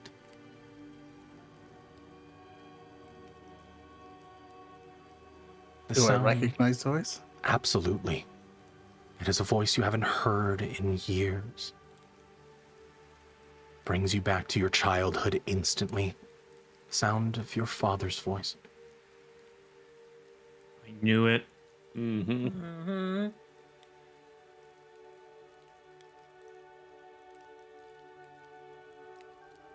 Is this a memory, or am I hearing it like an actual You're voice? hearing it.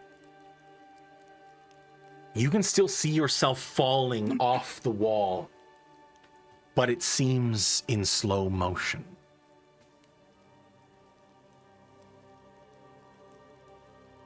I would think my mind would just lock up and would just freeze hearing that.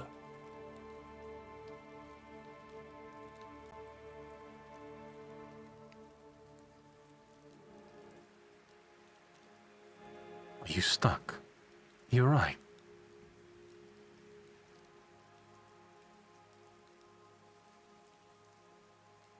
I can already see that you're, in a bit of a predicament.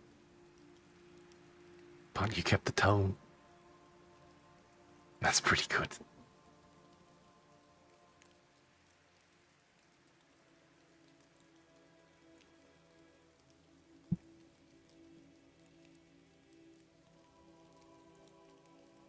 You've been studying.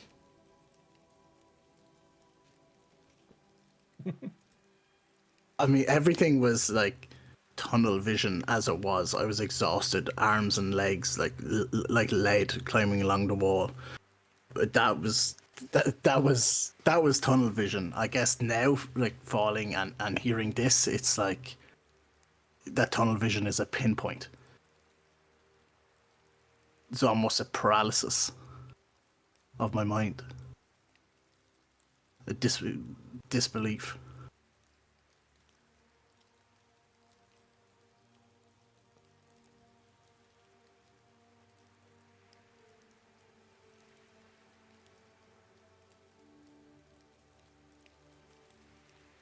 I know things are a bit grim.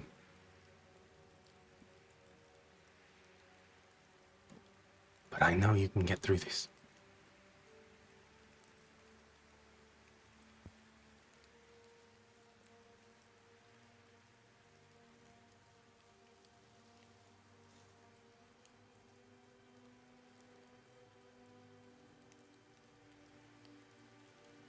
What do you do in this moment? It feels like eternity. Still, you're falling from the wall. But you haven't made any distance, maybe about an inch.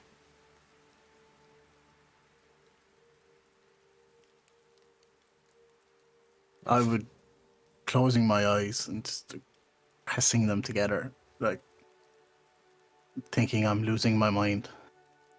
You close your eyes and you do see the last image that you've seen of your dad. Standing there. There's nothing else, just you standing across from him. His cloaks. Cheerful smile. Every detail that you remember Clear as day.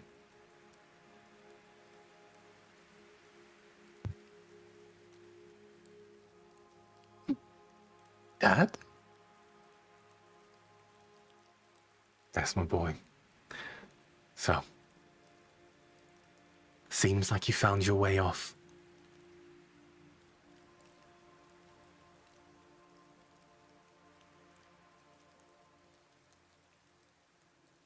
His eyes would dart open, almost like a snap back to reality. Oh shit, gravity. Oh my god. It wasn't me this time. But how? Where?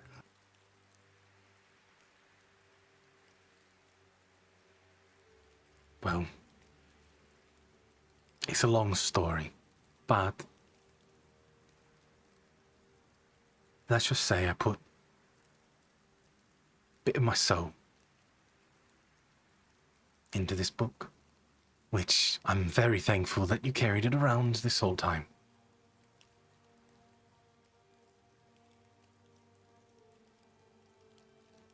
I made sure, just a precaution, contingency, if you will, just in case you got yourself in a bit of a danger that you couldn't handle yourself.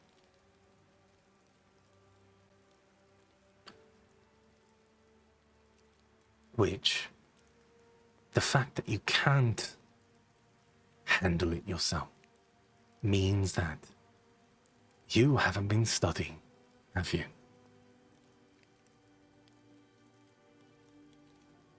His eyes welling up, lip quivering.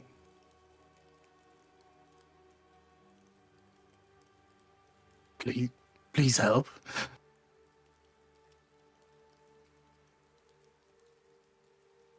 God damn it. Puppy eyes.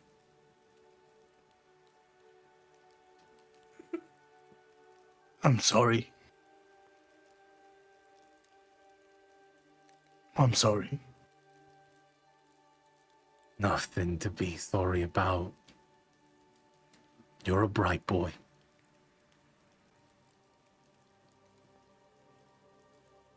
Sometimes smart people make dumb decisions.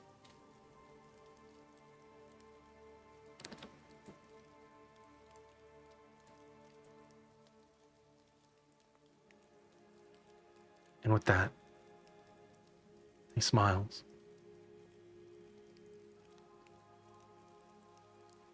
And you feel your body. You teleport.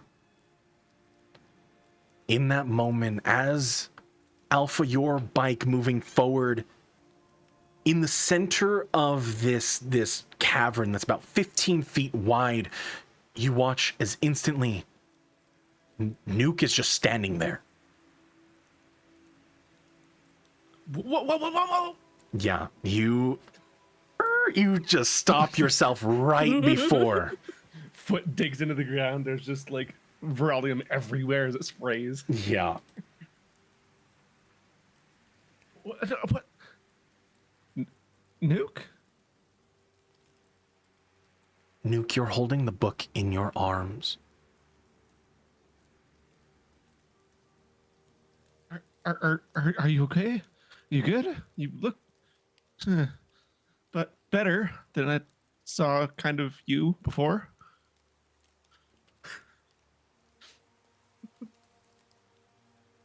I would imagine like there's Nuke is still, because this happened instant, right? Just Yeah.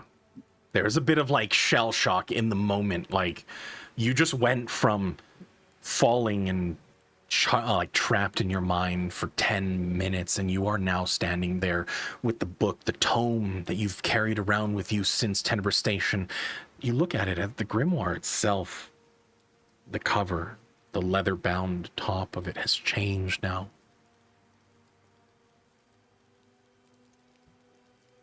But you're standing on solid ground. You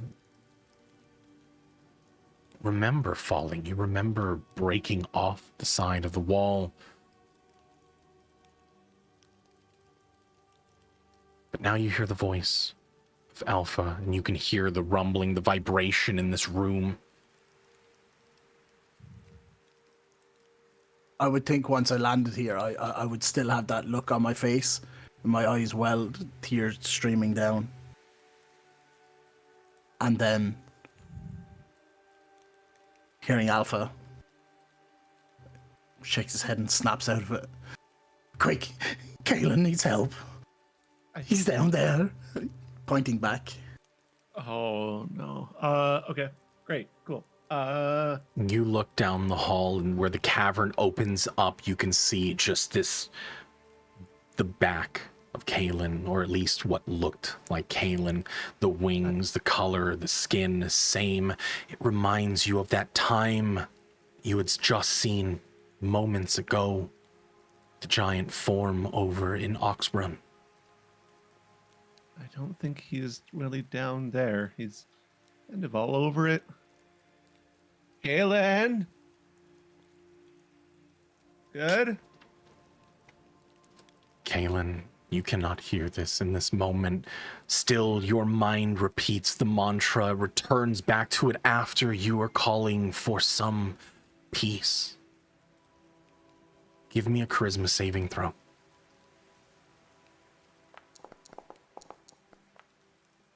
Okay.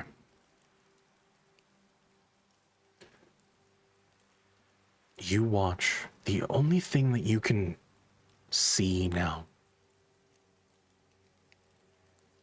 is a stone in front of you. But you can hear this pumping, the heart, just this rhythmic doom, doom, doom.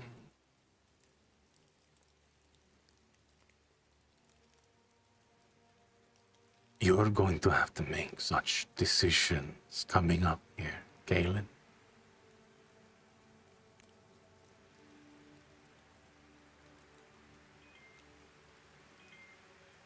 You either crack under the pressure and you meet your demise, or you succeed. There is no in between.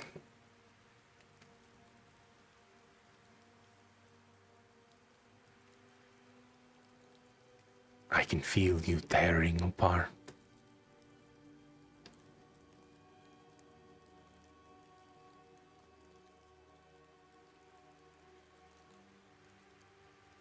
It would be by this time you realize, you now notice that the horns, your body, holding on to this now melting spire as you absorb the energy, your horns are scratching and screeching across the walls. You send rubble down. All of you now still trying to maintain your balance as the room shakes. More and more of the ceiling falling down. The earthquake continues.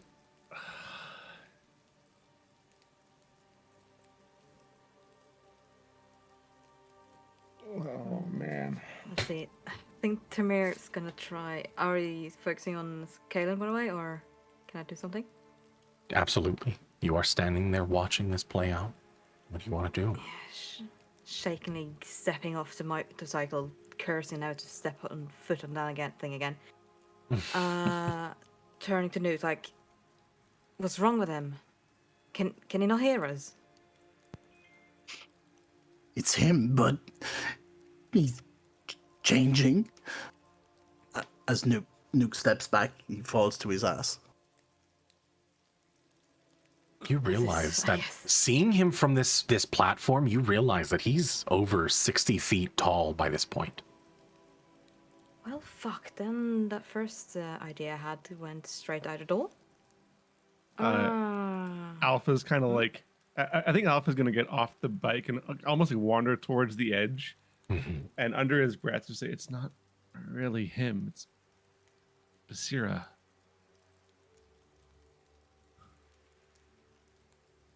It's gotta be. I saw this. Well, not this, but him. That something like him. Another one of the visions from before. It was at Oxburn. Right. Can we snap out of him? I can shout loud if that's necessary. I'm not shitting with you. I can shout loud.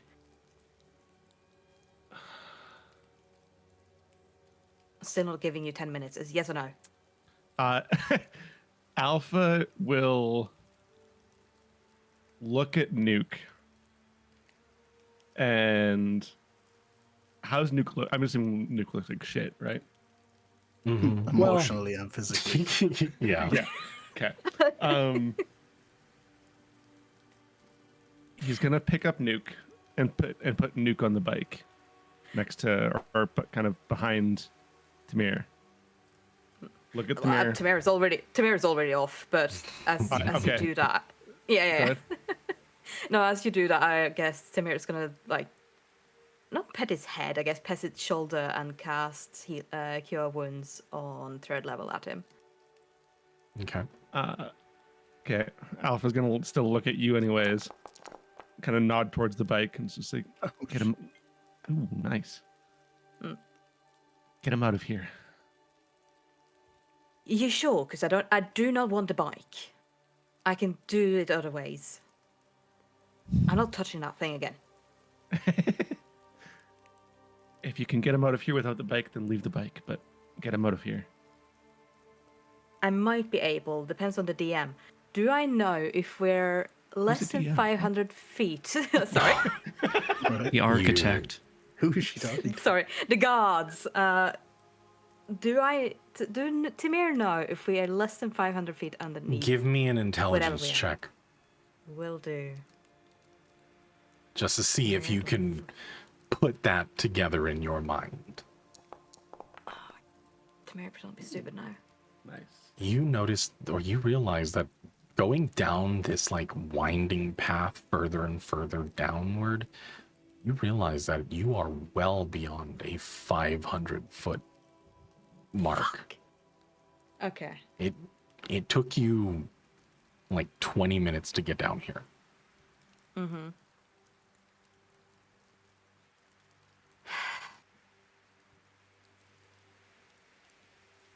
Okay. You sure? Are you 100% sure we should leave you here? Where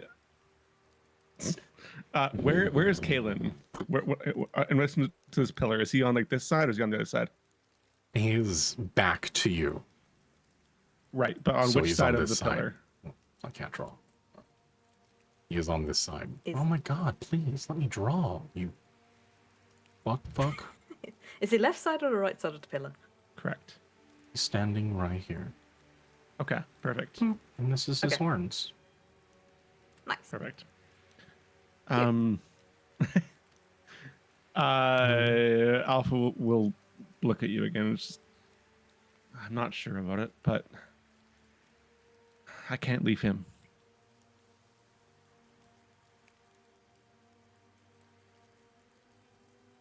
And he's going Well- to, before you even answer, he's Yeah. going to basically reach up to the wall, basically above at the top of this what's this tunnel that we're in, and I would like to climb the wall up to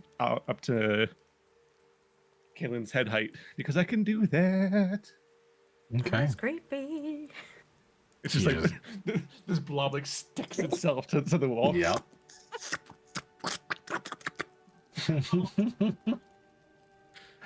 Okay.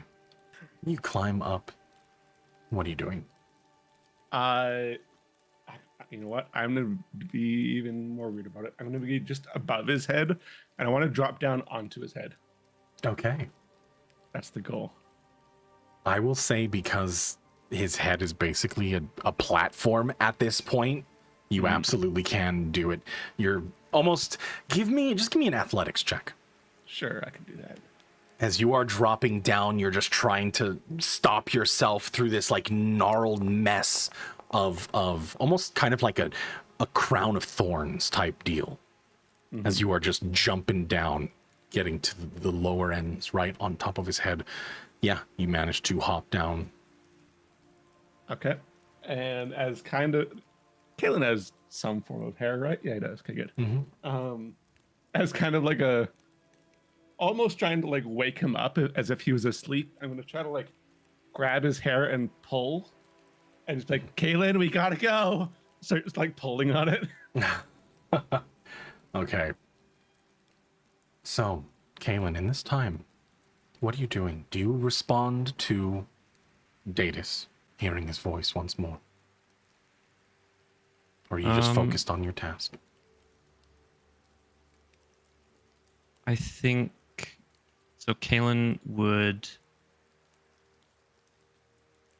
sort of done with the conversation with Datus at this point. Like he realizes that there's nothing productive to be gained, and Datus is really just, as he sees it, just trying to distract him from what he's trying to do. Yeah. So he will just ignore him, and he will refocus on his mantra, and also he'll recall that one of the things he wants to do is set Vic free. So he's going to focus on those two things above all. Okay. Give me a wisdom saving throw.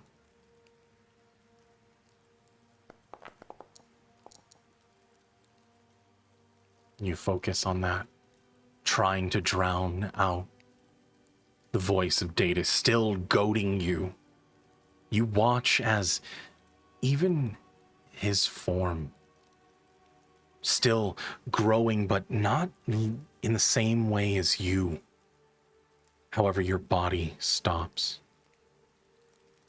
You control yourself a little bit more, but still the flashes of the ground quaking in Pernios. People falling through these cracks. The death and destruction that is sweeping across that land. But there are people that you need to save.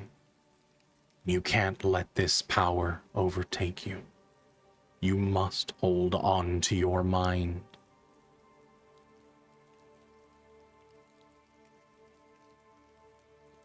Alpha, give me a Constitution saving throw. Sure. I also want to, like, if there's no reaction to me pulling on his hair, I want to like move myself down, like kind of beside his ear, and just kind of say quietly, like, Caitlin, I know you're in there. Vic said you're stronger than this, stronger than you look. Just now's your time to prove it. This isn't you. Don't let this be you. Please. You watch as Kalen's head tilts back slightly. There is a point in the front where the horns meet, almost touching from either side of his head. It's hard to tell where these gnarled horns start and end, but you watch as a very faint point of a sickly green glow start to form. His head tilts back slightly, and in that moment, a single point green beam, almost the width of this room, gets carved. The mountain above, opening it up to the sky. You realize, looking up, you see how far down you actually are. It comes to a point, but you can faintly see the opening. The beam continues to shoot high into the sky. With your Constitution saving throw, you watch as a faint fourth moon start to grow, almost translucent in your chest. You can feel the power of Basira. Oh.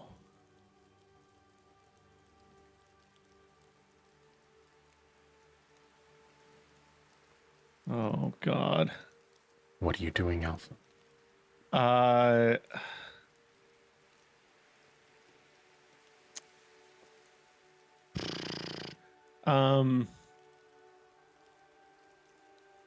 Are the other two still there? Are they still on the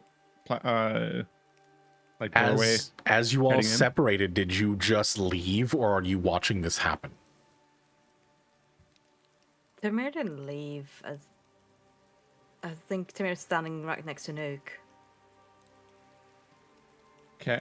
Then Alpha will look down from where he is to you guys and say, "Run! Get out of here!"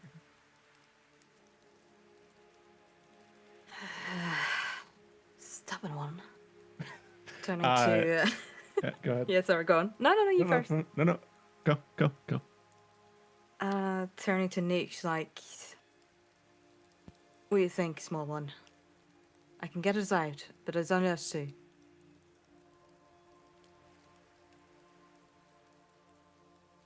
Holding himself, he just kind of resigning to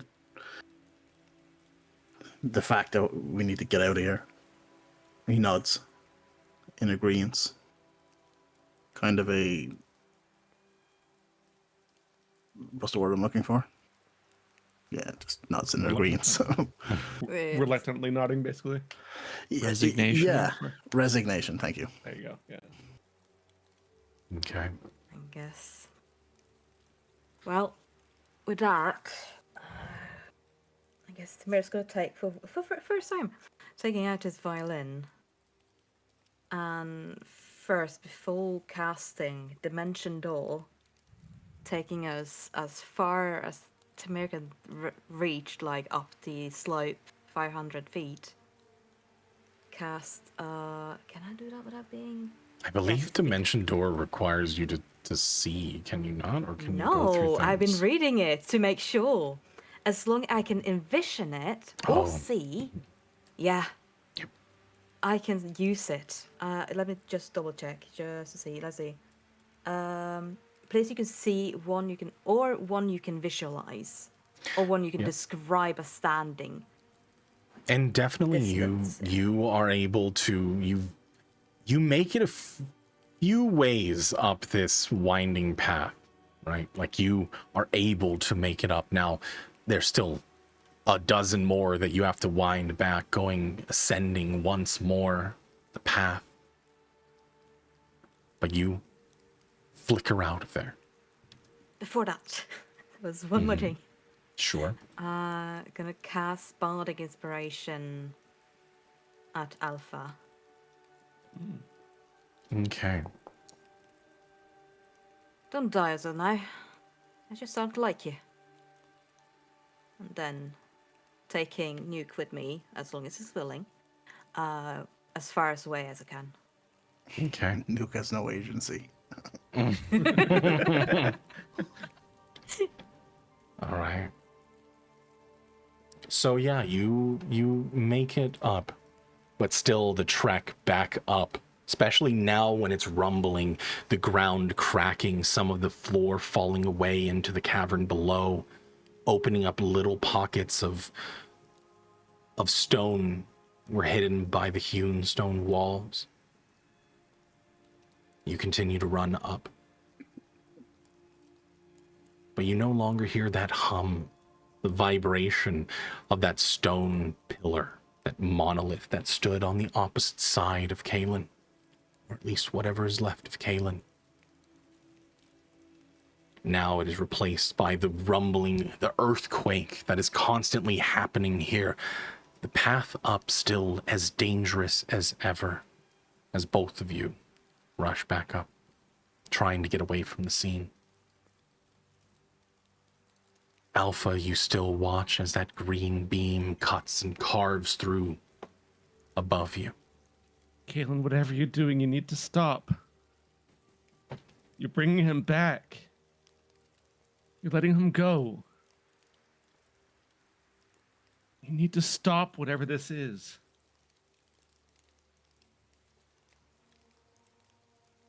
Any response at all? No response.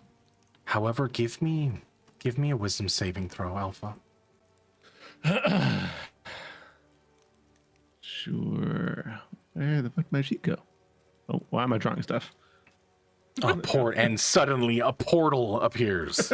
Oh, perfect. Excellent. My way out. No, wisdom saving throw. I have still got your bike. Did you? Oh yeah, I guess you left the bike. Yeah. Yeah, I left the bike. I left the bike for you. I gotta remove these ones. It kind of looks like a weird penis. Okay, there we go. It always has. The guy. Let's just go ahead. Let's go ahead and remove. It's like giant Kalen's having sex with this pillar. It looked weird. Trying to give birth to Bazira. How do you expect that to happen? Oh lord. We're not remaking Basira. I mean, we're remaking Basira. Yeah. We're making them all over. Yeah. Listen. Seducing the monolith. All right. You can feel that warmth emanating from within your form, Alpha. Mm-hmm. No voice meets you. But you hold on everything on the inside. It's like your body boils. Everything is hot. And you feel like you're about to rupture.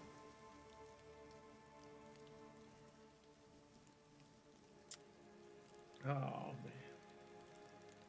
You think back to Belchris and saying, recalling him saying that your trial could lead to you being ripped apart. You wish you could have gone through the trial, but unfortunately, circumstances are the way that they are.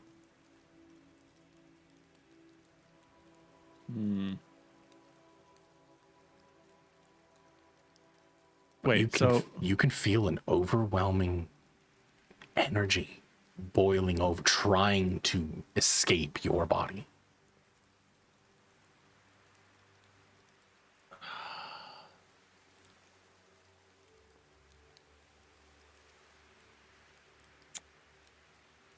I mean, I think. Oh my god, I don't know what to do. There's nothing that I can do to snap him out of it. Well, I mean, I haven't tried hitting him, but like,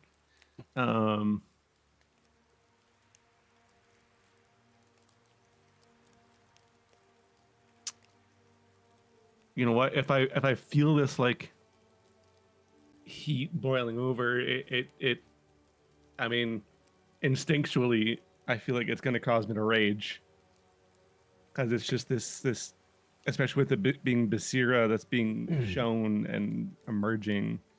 This fourth moon is forming. Yeah, I'm gonna go ahead and rage, and I'm going to make it. I'm gonna make it hammers. In this case, just for thematic effect, mostly. Okay. Give me a Constitution saving throw. Sure. That's not advantage when I'm raging, is it? No. No. Okay, cool. You feel your form grow and grow. That rage. You're used to the rage, or at least that taut feeling that you experienced with Vic, but there is a clarity within you.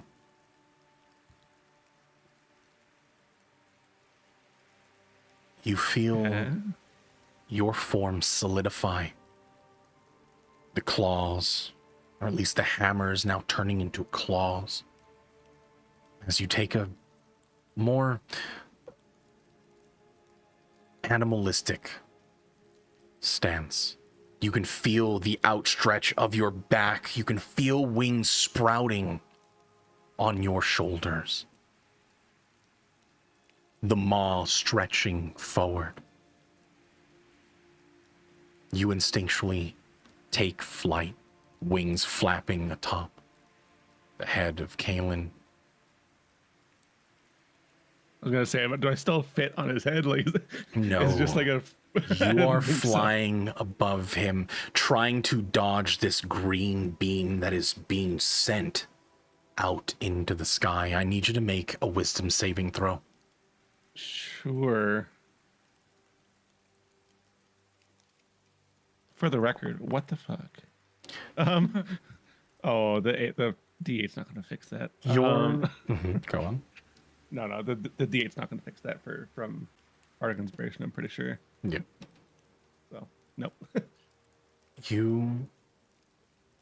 Your mind finds its way out in the dark, inky expanse of the cosmos. You recall that trip heading from Tenebrae Station out. However, you can see this giant sphere. On one side, you can tell this green beam heading closer and closer to the edge, like a glass orb. You can feel it, like an infection in somebody's body, something festering, and you know that you need to clean out this wound. However, you watch as the green beam strikes and shatters this bubble out in the cosmos. But it feels as though it's within you, like it is a wound across your form.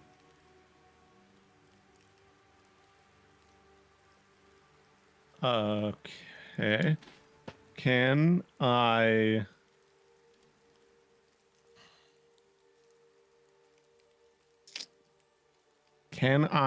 You said that this beam is coming from like 2 points of Kalen's horns, right?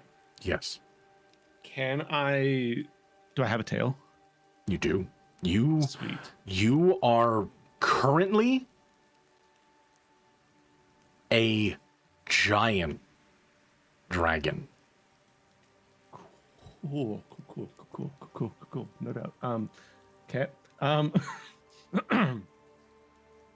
Can I swing whatever tail I've got at Kalen's antlers at the point that this green beam is coming from to try to shatter the antlers?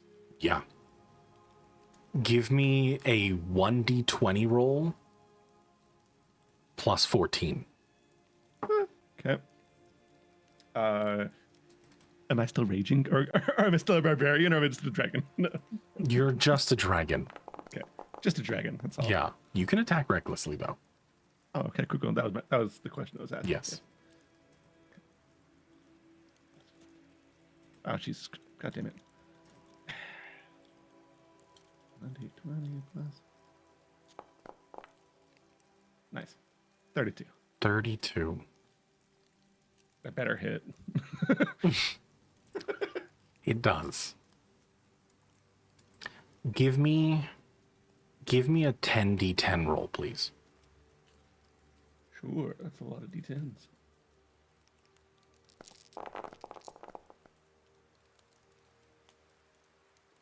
Not bad. A little over half. You watch as the horns shatter and that green beam stops instantly, and you watch it just follow the trail up into the cosmos once more, fading out. You can still hear the vibration. Kalen, I need you to make me a Constitution saving throw with advantage. Okay. Your hand outstretched, grabbing this monolith, now melting away. The gray stone replaced by a very thin sliver. Well, from your perspective, a thin sliver. Black obsidian, almost like a spear in your hand. You can feel it. Destruction. This feels like just a weapon. You can feel the energy coursing through it. It is yours to wield. Your body's still large, but it hasn't grown any more. You focus out and you watch. You watch something bubbling out of the ground in Pernios. You can feel just Give me an insight check.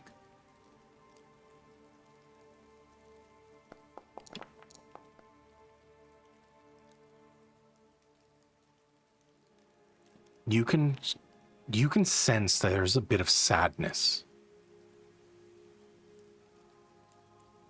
You and Datus being connected the way that you are, there is sadness in his expression. He feels sadness. But you watch the ground crack in Pernios. You watch something bubbling and blistering out from dozens of manholes. People running away, crawling away as tendrils now reaching out across the landscape. Row upon row of warehouses being destroyed in an instant as this blackened ichor solidifies, freezing things in place.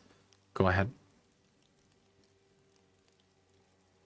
Well, I was gonna say, is there any way I could like reach into Datus's mind and find out why he feels this sense of sadness? Give me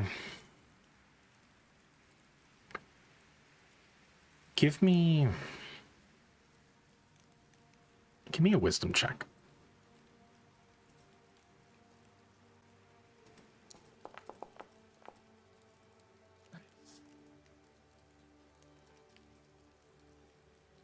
Okay, 1 second.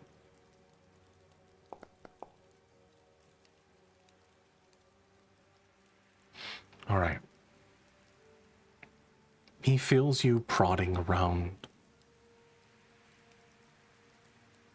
but he doesn't resist.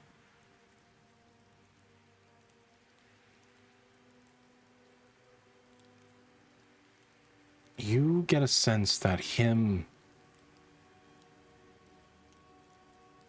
never takes joy in killing, the death of people.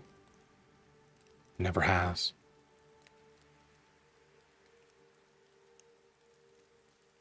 You feel the suffering that he feels. And even in this moment, he doesn't take joy in bringing forth what he is and what he is becoming.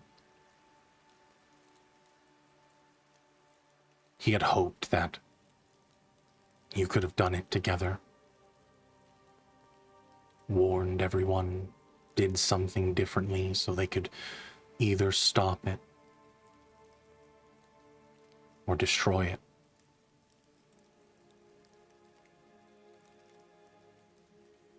He knew that there was no way of both of you coming to the consensus.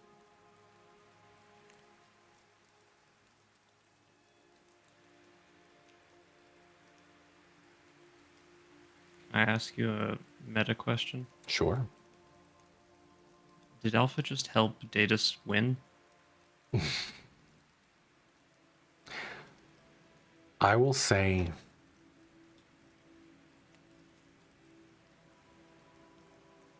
I'm not going to say who won or not, because it still plays out. It's a solid question, though. From my eyes, it looked like the beam created Datus in the sky. Or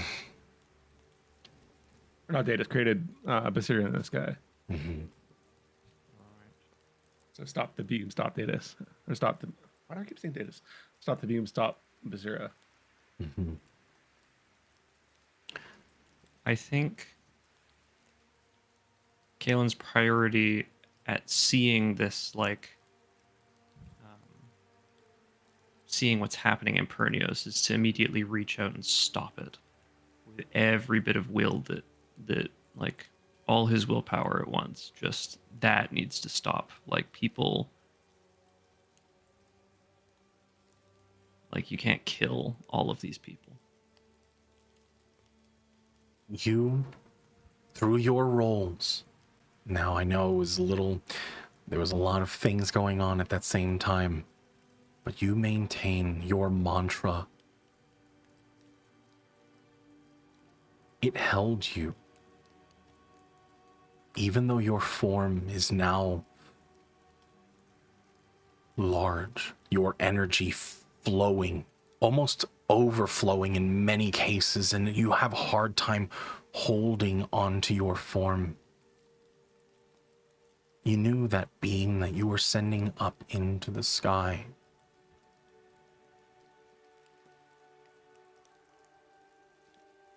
there was a moment that, had you been able to maintain things, you could have protected some.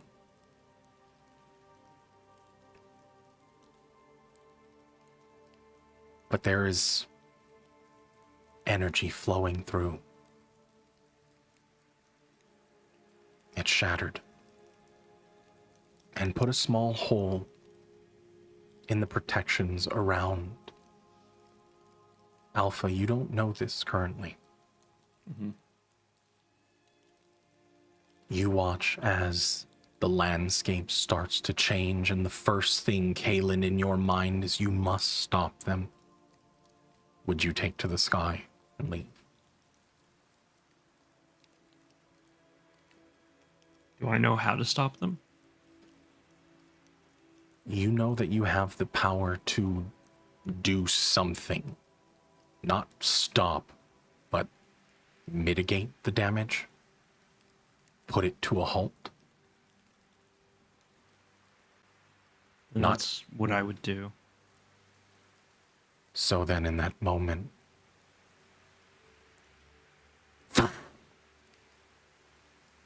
you take off from the sky, piercing that heavy cloud of lightning above and surrounding the island of Teluthia. Your form in an instant flying across the land. You watch as the continent or the small island shrinking, that cloud vanishing as the sky gets dark, heading further and further close up to the atmosphere. You head towards where Datus is. I'd like to do one thing while I'm doing that. Absolutely. When I get really high in the sky, it's nighttime, right? Mm-hmm. Yes. I'm actually going to, because I have sort of embodied, like Kalen has embodied some of this, some of what Basira is. I'm going to whisper a sort of prayer.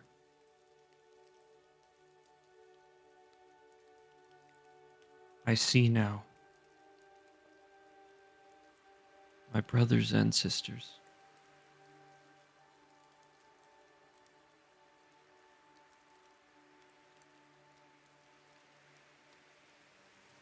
I want to forgive.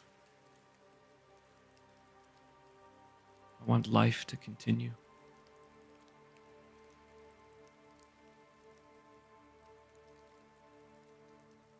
But I may not be able to do it alone.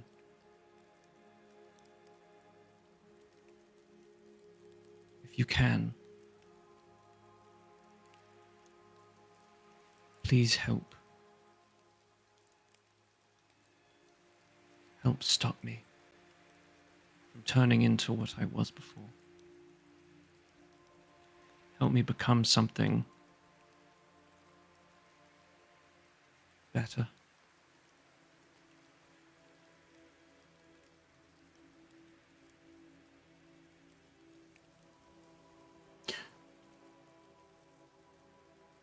You take to the sky, heading in the direction of Pernios.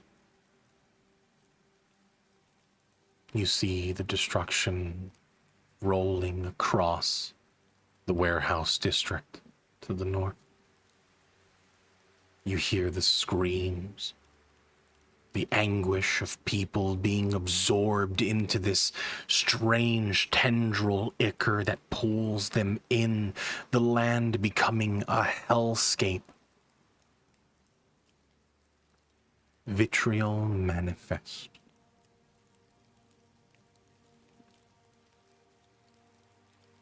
But your wings beat, taking you far away from the island, heading across rapidly.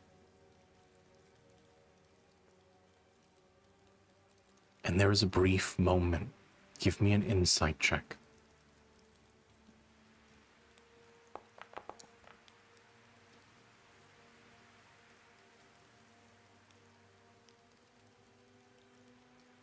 There is another consciousness, another voice in your mind. You realize now how foolhardy that Datus was in this endeavor. The idea that the universe, the Astral Titan, would just simply continue when it was a balance between all of the gods. It was everyone, all 5 of them, that gave part of themselves to create this magnificent place. And to simply destroy one would mean a complete destruction, not instantly, but over time it would wear and fade into nothing.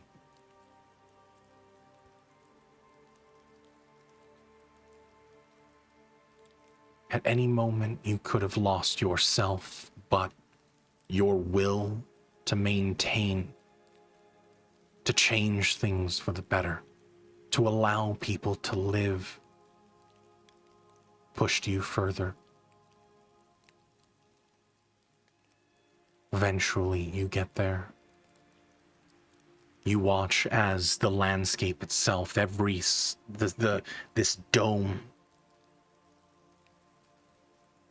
dark, almost obsidian glass-like shroud that surrounds Pernios and the surrounding area.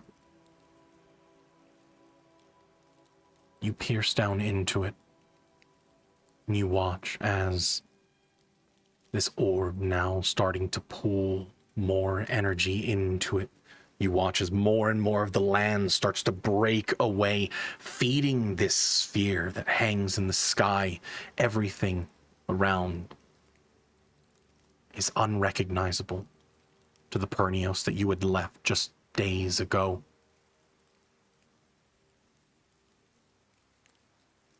It's like another world started to meld.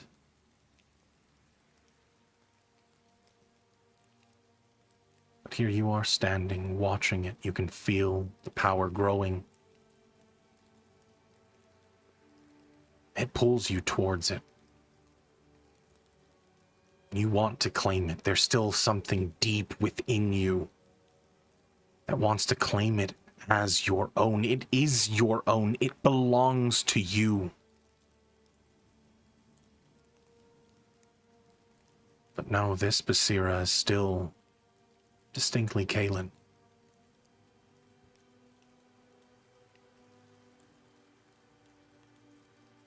What are you doing?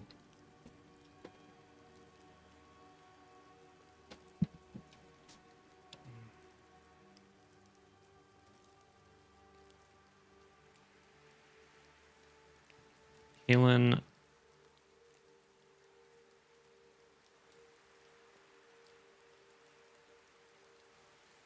is almost brought to tears because of this incredible pain that must have endured for countless millennia. This god that is born and exists only to cause suffering while suffering itself. What a miserable existence.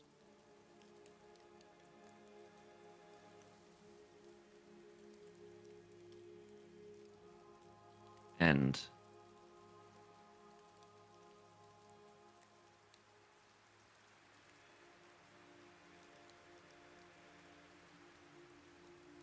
with this thought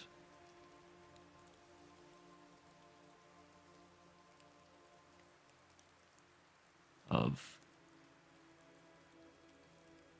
letting go.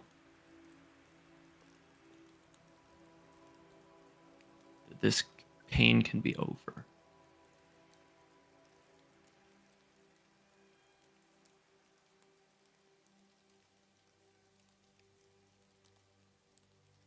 That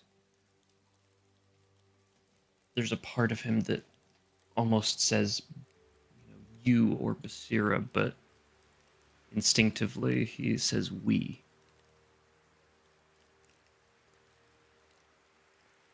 Don't need to do this anymore.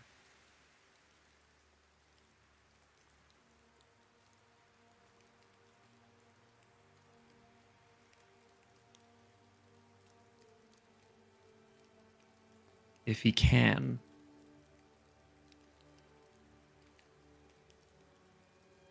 he wants to try and,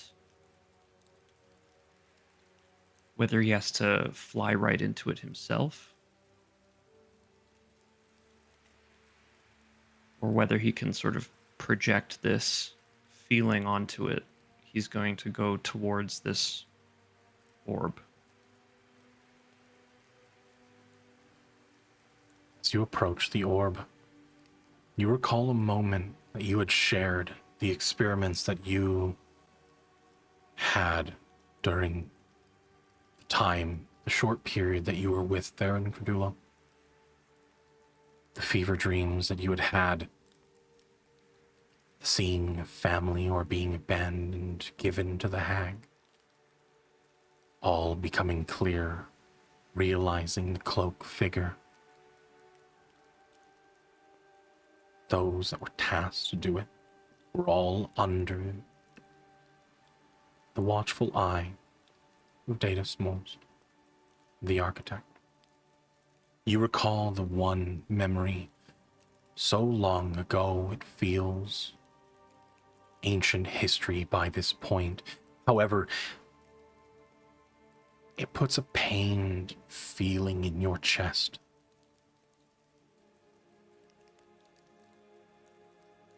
You recall that moment up on the top precipice of a mountain.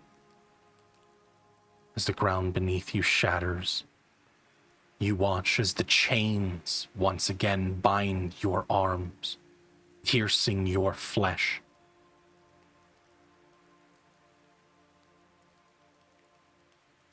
It stops your crown from growing.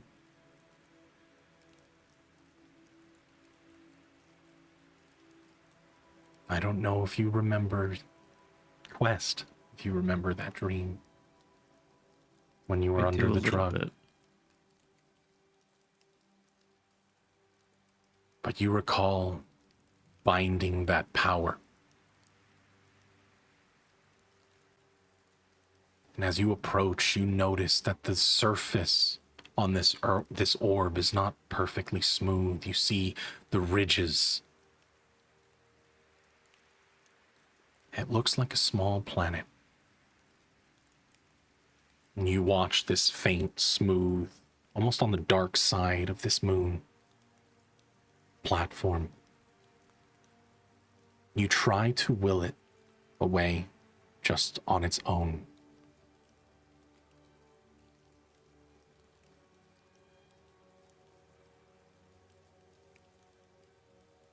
But there needs to be something it binds to. Something that stops it.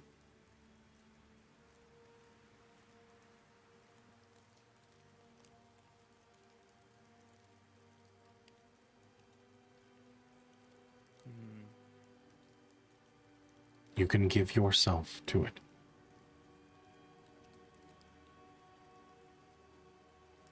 But at the same time, there will be resistance to it.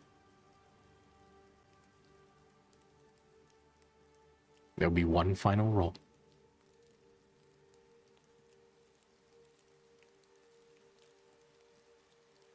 Okay.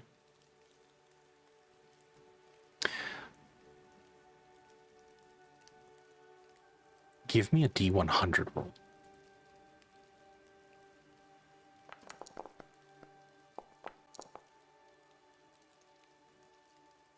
Okay.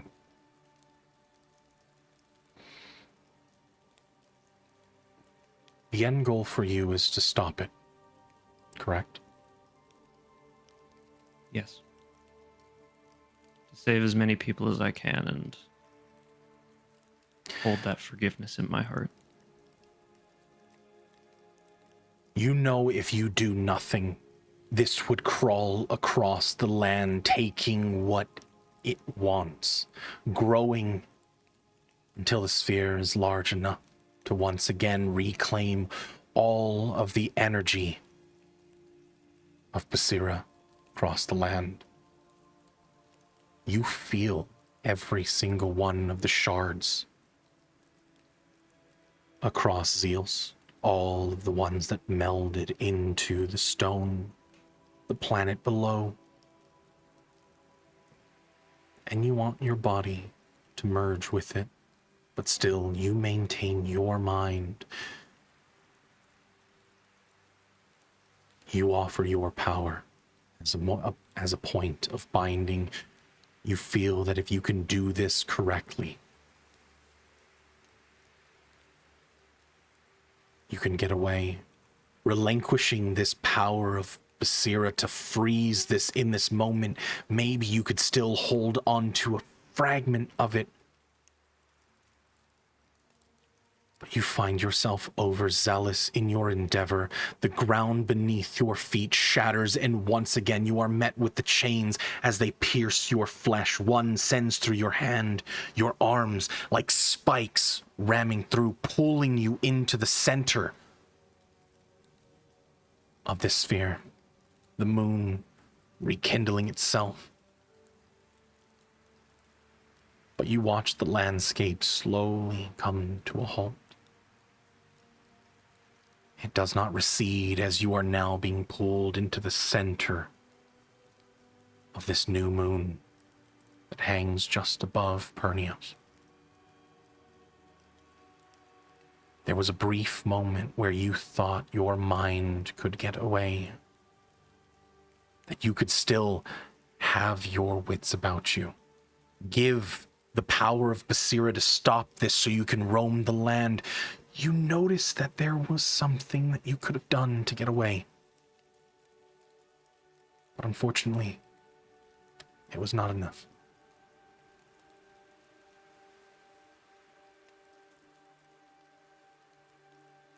You are pulled onto the inside, the chains now wrapping, binding you down. You get pulled to your knees, floating on this platform in the center of the sphere. And the final thing you hear before everything goes dark, as the stone above you now starting to heal itself. I knew you would try to do something to stop it.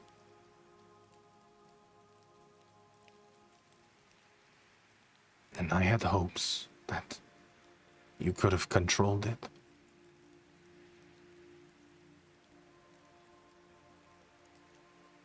But I see now that will alone is not enough. And destruction is what Basira deserves.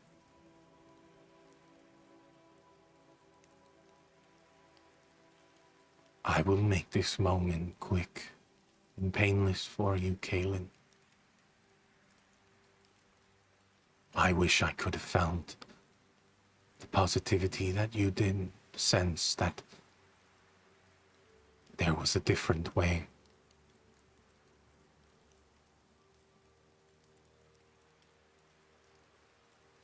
But I could not. And I'm so sorry for this. They just wait. The voice goes quiet, and you can hear the sounds of the stone slamming shut.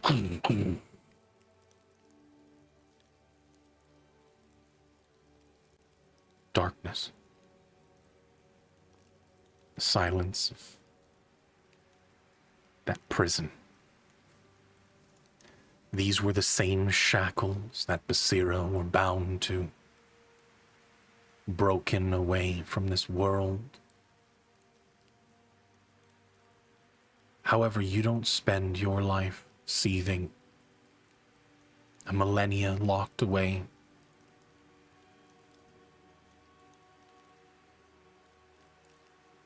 In those last moments, what would be the first thing that would run through your mind as you now are in the darkness, bound by chains within this sphere, knowing that the land itself, you have stopped it from expanding, stopped it from pulling any more of the power, the shards of Basira? What would be the moment or your final thoughts?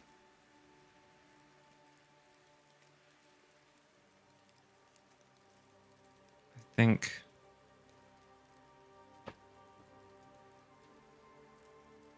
Kalen, in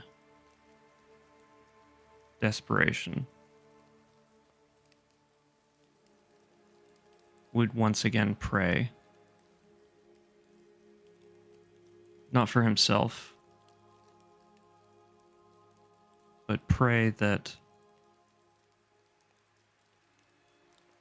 his brothers and sisters guide his friends to finish what they'd started, to help them on their path. Stopping Daedus, but also helping Basira to become something else and to stop this cycle. Give me one more D100 roll.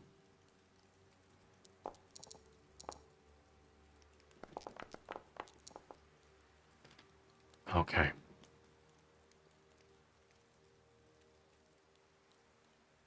You're not sure if your voice reached everyone.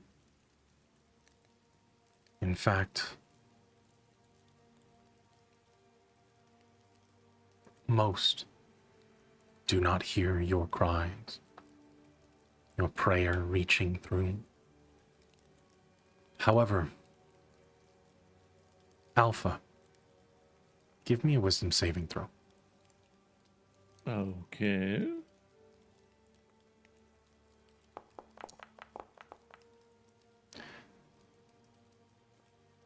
In that moment, you lose your mind for a brief bit. Minutes have only passed since you watched the giant form of Kalen, or more apt, Basira, fly through the tunnel that it bored through the mountain.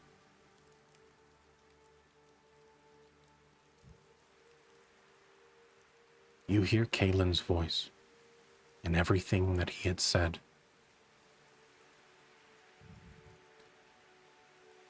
Your body now warm, and you can feel the energy flowing through you.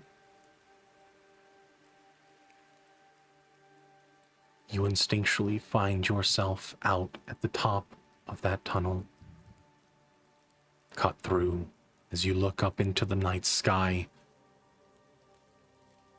You see the third moon. You know that Cyril is watching.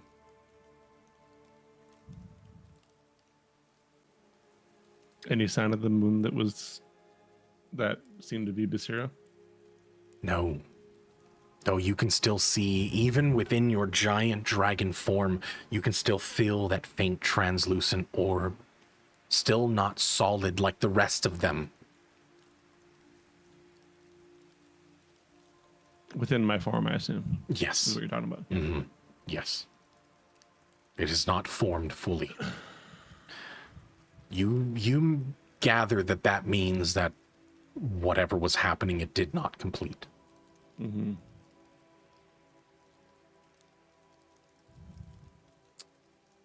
And you said that I heard what Kalen said, right? Yes.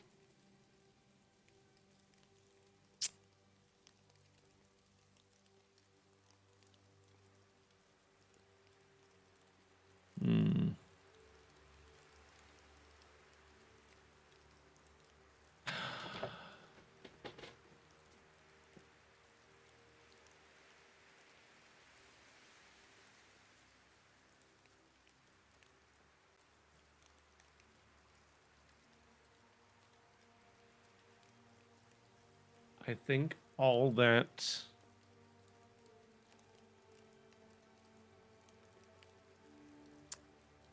Yeah, all that Vic would say, like, just to wherever Vic? this voice is coming from. Or sorry, all that Alpha would say to wherever this voice is coming from. I obviously recognize it as Kellen's voice. Mm-hmm. Absolutely.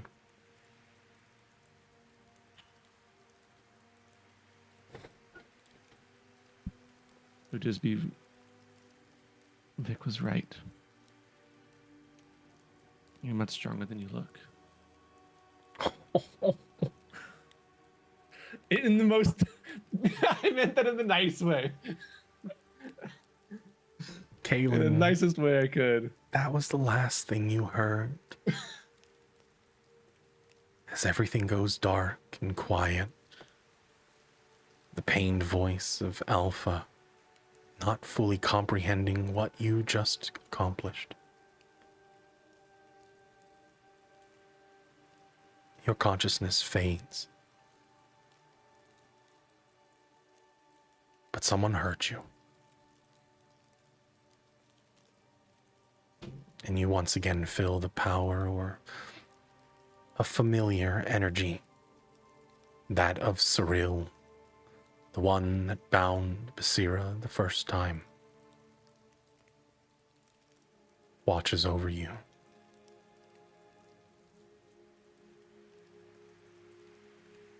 As your moments fade. Meanwhile, Nuke, Thamir, both of you still running up Oh, right. this path, You got us? leaving away. You notice that the ground itself now stopped. There are faint aftershocks and vibrations through the stone, but it's ultimately halted. The ground does settle. Can I say one thing? Sure. Would I would I recognize that the ground settling is a sign that Caitlin's gone? I would say, given that everything started to shake, everything happened all at once. The settling, the sound of the rumbling dying down, whatever Kalen did as you watched him soar away, is complete. Whatever that might be. There'll be one last rumble as a roar emanates from the cavern that they were in. They don't know what the fuck is happening, so they didn't seem to be a dragon, but there's just a roar that comes from where you guys just left. As you roar, you feel exactly where they are in the cavern. In fact, you can see them. Okay. Like you can grab them. Oh, wait. Hmm? Huh? Huh? Yes. What sort of fucking echo location is this? What the fuck? What do you mean I can grab them? Like I can carry them with me? Is that what you're saying? You feel like you can reach out, yes. And grab them. Let them do their thing first. I need to think about that for a second. Okay. I'm just wondering, after I dimension doored me and Nuke, did I stop seeing the threads? No. It wasn't until the ground stopped. Okay, damn it. Okay. Like once the aftershock stopped is when you stop seeing into this other realm where the flow exists. And you notice that there is a clear separation, like layers of a cake, but still the energy that made up the layer of Basira remains. It's not fully severed as it was looking to be. I guess now that the shivering is done, I can't really try and see if I could reach out to one. That's too late now. Gotcha. Well, without having no knowledge of what's going on, or yeah? If you would like to reach out in those times,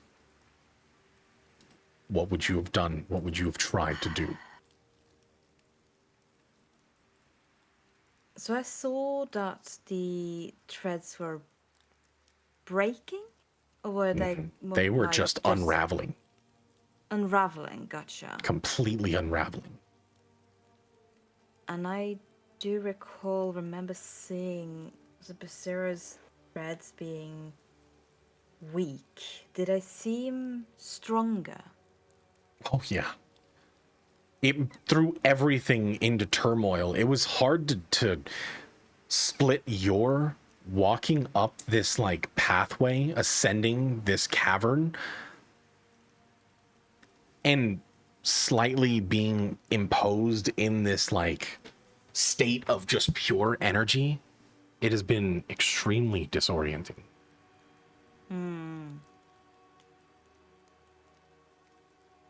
But this is the first time you've ever felt the presence of Kaelin in such a way that was oppressive.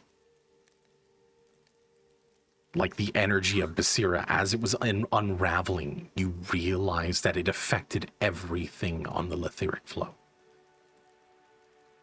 You realize that if those threads completely unravel, it is complete destruction.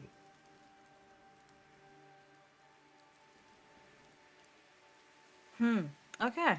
Fuck.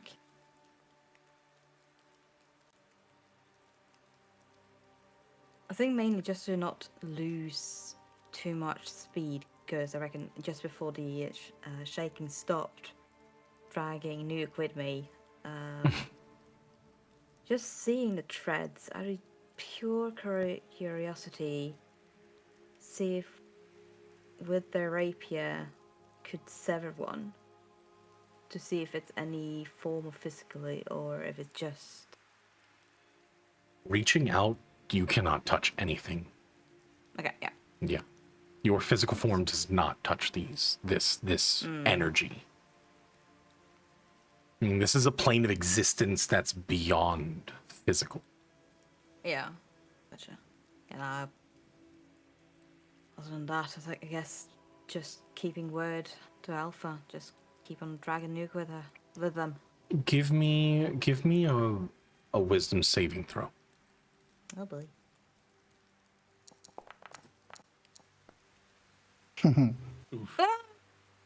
You Hey, it's not that immediately one. hear the sound for the voice in your head, Kaelin's voice. His call out to anyone. You feel it through the flow. His last request. And I will say you can respond to this message.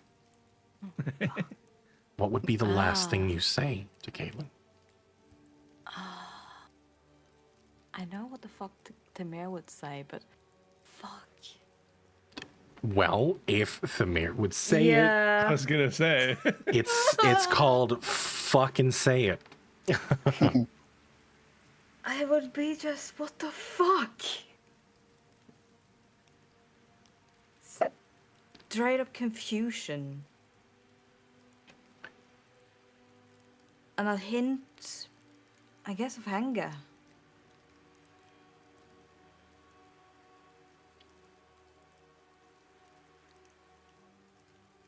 That would be it. Just stunned. Probably even the second that they heard it, just stopping its track.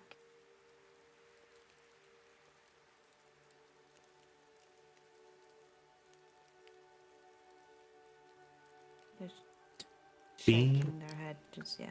Being given an impossible task by a pseudo god in this moment, realizing that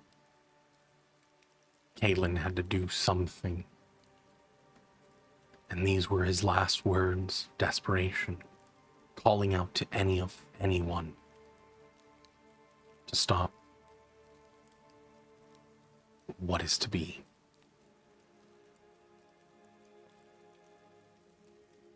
You come to a halt as eventually you feel the ground slowly stop rumbling.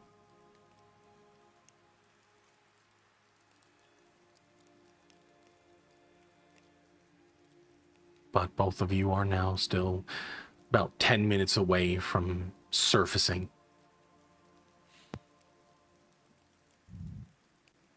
Nuke, what would be going through your mind in this point?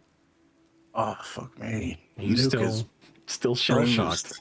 bruised. He's bruised, battered, and broken in more ways than one. I mean, and then having to leave knowing that he's been defeated. You know, like even in his soul. Just purely following Tamir. I mean, he's exhausted. He's one foot after the other. That's it. It's almost like congestion, it's congestion even in his head. He just can't think. He's fucked. Your body is on autopilot. You still don't know everything that happened. You didn't see the green beam shoot into the sky. You didn't watch Kalen soar away. You only know that the ground was rumbling beneath you. And the last remnants of your father saving you in the moment of need. One foot after the other. That's it. It's the only thing you can do in this moment. Survive. But with that, Alpha. Yeah. And survive they will. Because after the roar just echoes through, you can see you. I guess I will use whatever was that you said, that I can feel them, I can like reach out to them, basically. Is what you said. Mm-hmm. I would like to do that, and if I can move them, then move them up to the top of this entrance to safety. As soon as you reach out and grab them, mind you, they are hundreds of feet below the surface. Mm-hmm. Thamir, give me an Arcana check. I didn't see him become a dragon, right? Nope. Yeah, you're gonna have one screaming tiefling on your hands. You don't feel it when it happens, but right as you are pulling away from the flow, there's a swell of energy. As Alpha, you reach through the life essence that makes up everything, the intangible that makes up the tangible, and you find that both of them are grasped within your clawed hands, flying above the mountain. In an instant, both of you are on the surface. You don't even know what the fuck happened. You didn't feel anything. You suddenly were just gripped by this translucent creature. The dragon, you look up as it's flapping its wings. You can hear the sounds of the rumbling storms, this purple arcing energy rolling across these orange clouds, that sulfur smell once again returning, that oppression that you felt within the chambers now fading as your body adjusts from the pressure from being under the Earth or this planet's surface.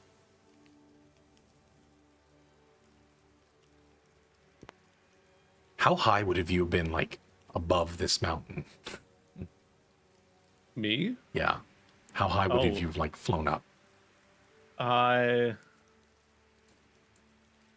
far enough that...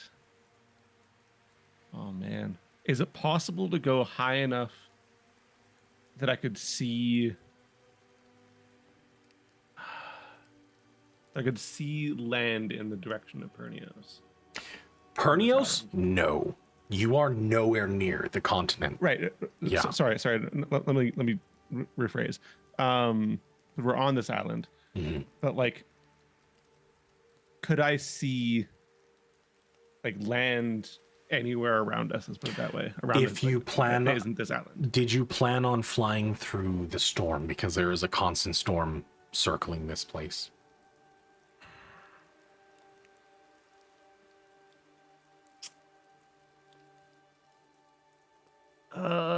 No. Okay, let me figure it then. I don't know. I mean, several hundred feet at least. Okay. That way. Yeah. But both of you are now held in the grasp of this giant, gargantuan creature. In this talons, though it's still gentle. Go ahead. Yeah, no, I don't care. That shit is not taking me anywhere. I want to cast Hellish Rebuke. Just to see if well, fuck, I'm gonna fall, but just Yeah. to get... You're up in the air, yeah. So you're casting Hellish Rebuke on Alpha. Can I well, I tell that don't they're know. panicking? Yeah, no, Can I tell absolutely. they're panicking? I will say you can. No, actually, you know what? Give me an insight check. Well, did we take damage from him picking us up? No damage. No, but that Wouldn't doesn't Hellish matter. Rebuke require? Yeah. Oh, okay. Oh fuck! I thought Hellish Rebuke required like as a reaction Requires to getting damage. hit. Yeah. It does require damage. Yeah. Oh, does it? Yeah. Oh, yeah. Yeah. 7. Can't really tell. yeah. There is a you can kind of tell. It's not like oh shit, this is a little bit bad. You're still kind of in a moment where you're still trying to grasp what has just happened, right? Yeah. But you can still see a Thamir flailing around. Well, yeah. So in Alpha's mind, he like reached out towards his friends, and then all of a sudden they're in his claw in the sky with him. Yes. It's like, I guess he kind of can't really speak as a dragon, I assume. You can. So just in his head, it's just I didn't think that's how that would work, but all right. You both hear the voice of Alpha in your head. Learn as we go, I guess. Yeah. You just see Thamir with the rapier instead of the Hellish Rebuke, with the rapier ready to just stab you in the claw, I guess. But yeah, you're in my claws. Yeah, like, the fuck, dude? Easy. I don't know. I still want to poke you. That's just going to be a fact. Second off, first whatever the bite thingamajig was, and now... what the fuck am I going into? Is this a normal thing? No. Although it'd be Okay. pretty cool if it was. Not gonna lie. No, it's not cool. No, it's pretty cool. Get me actually. down. Get me down. Right, down. I kind of. I forgot. I don't know how to fly. I'm practically dive bombing down. Oh no! You start to dive down. And from your vantage point, I mean, you can see everything. You can see the coast where Thamir's shipwreck is. You can see the village of Teluthia and its walls that surround it by the lake. You can see it all. Wait, I'll like flatten out all of a sudden. Down where? Where are you going? Sorry. I don't Just the know how to control change this in force. Yeah. You feel your body lurch forward violently. Where are we going? Fucking hell, dude. Oh my lord. Somewhere safe. Doesn't Right. matter. My camp, the children, the tower, I don't care. Just down. I feel like I need answers. So do I. But I'd rather do it on the ground. I'm thinking Teluthia. Right. Sure.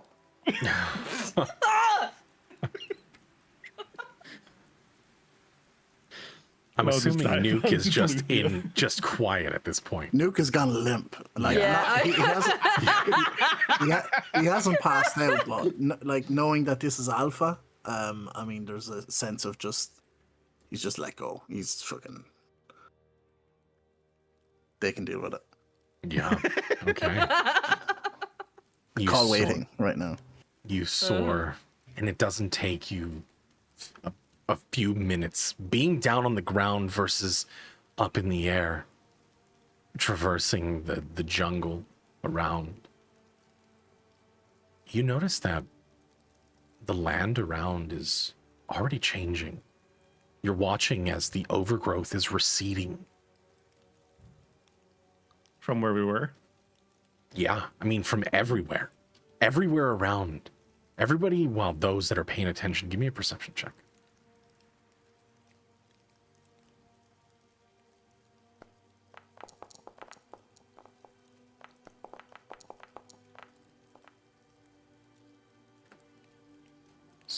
That's it.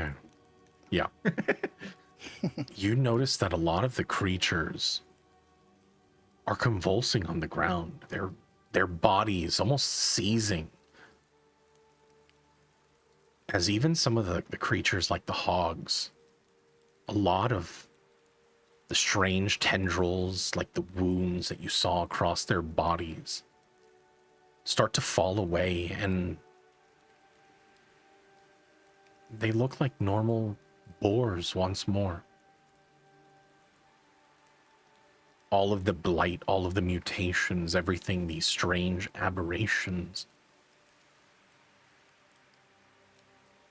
they're all returning to normal.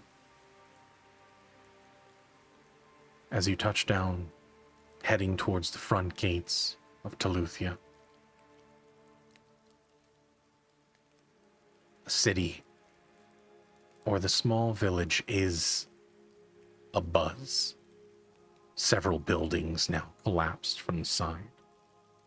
People are roaming around. It would be by this time, Alpha, your form now returning back to normal as you touch down towards the village. What? No. Oh, that was cool. Looking at Nuke. Are you all right? Pokes him in the head. It's a droopy look. I guess I'll carry him. I just gotta pick him up over my shoulder. Okay. I'll slap his hand away. Okay, all right. You all stand outside of the gates to Teluthia. Kalen, you're not sure where he went. But you thought that you did what you could in this moment.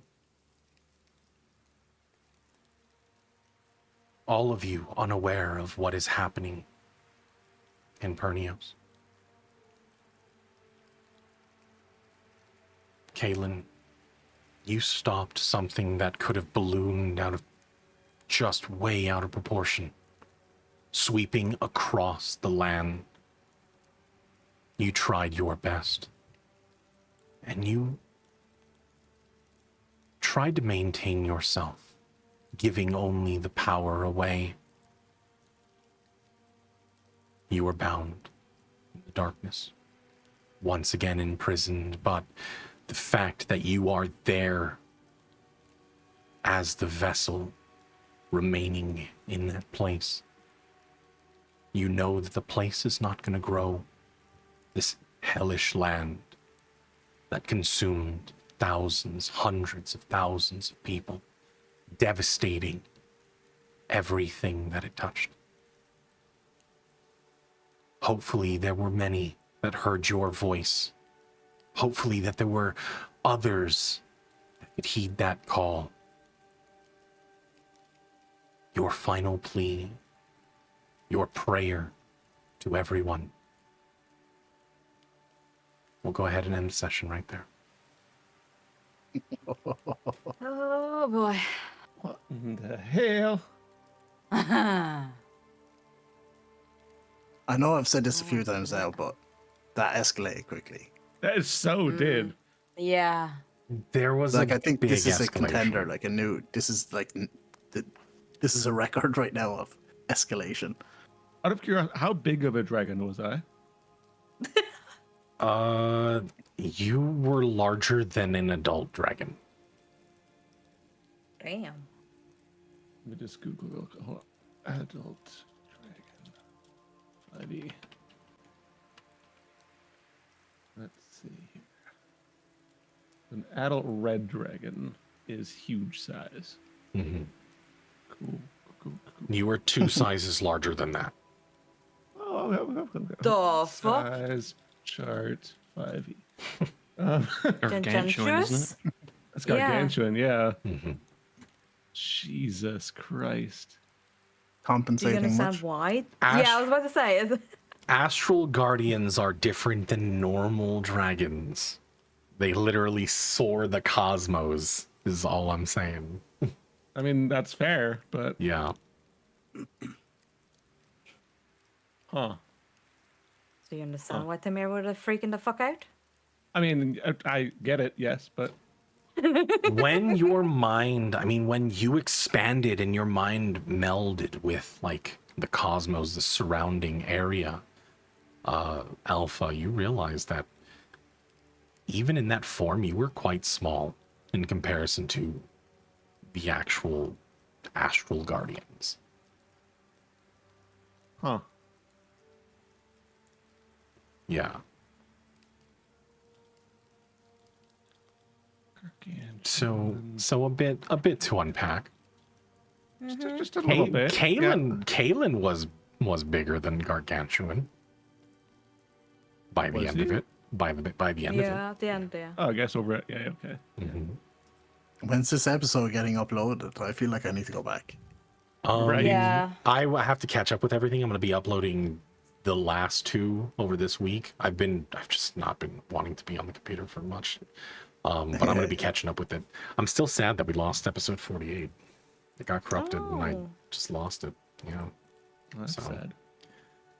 Yeah, I'm gonna have to record something. I know there was an escalation. The choices made last session was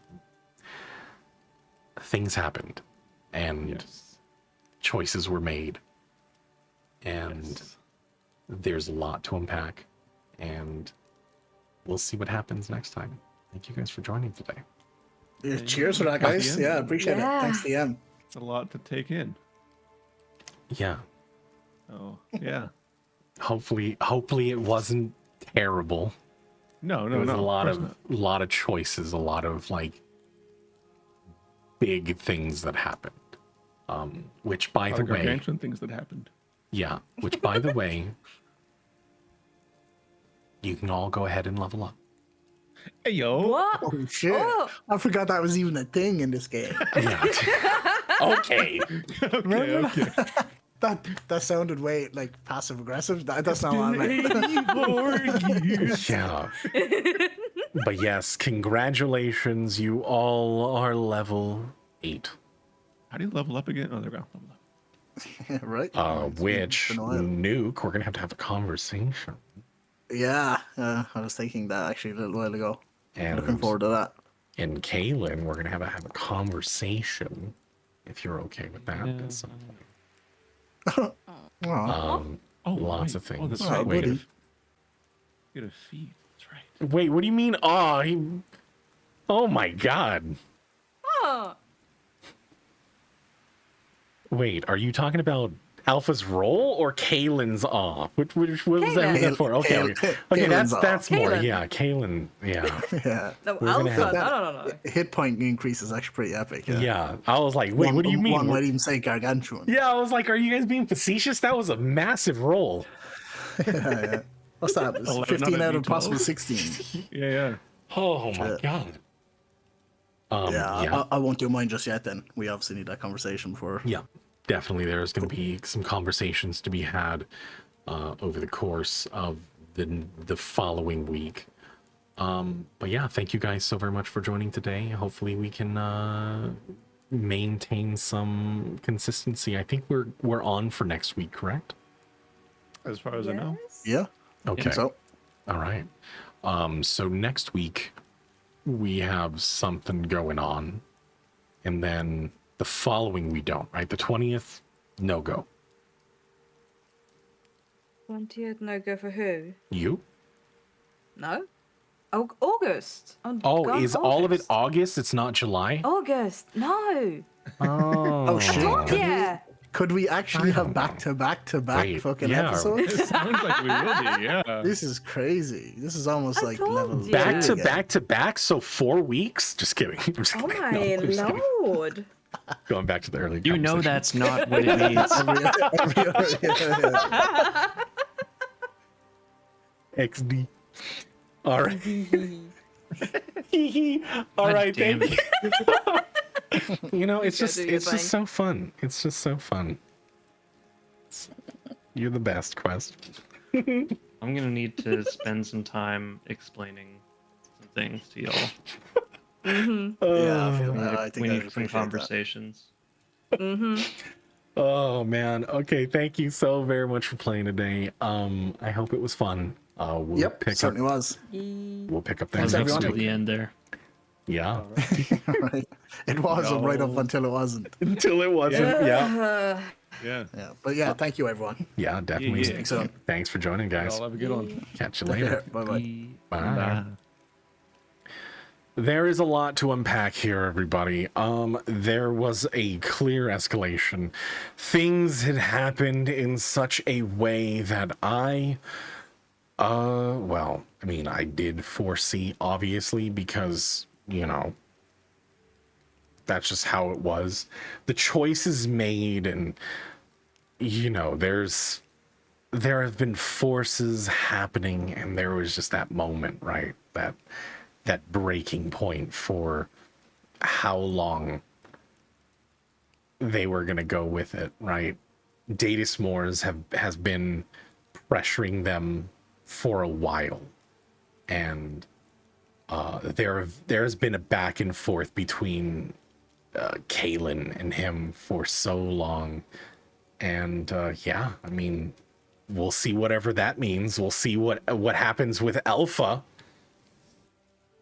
and his dragon form. We'll see if Newt could ever break himself from this stupor that he's in, and we'll see what happens with Thamir and the Letheric flow.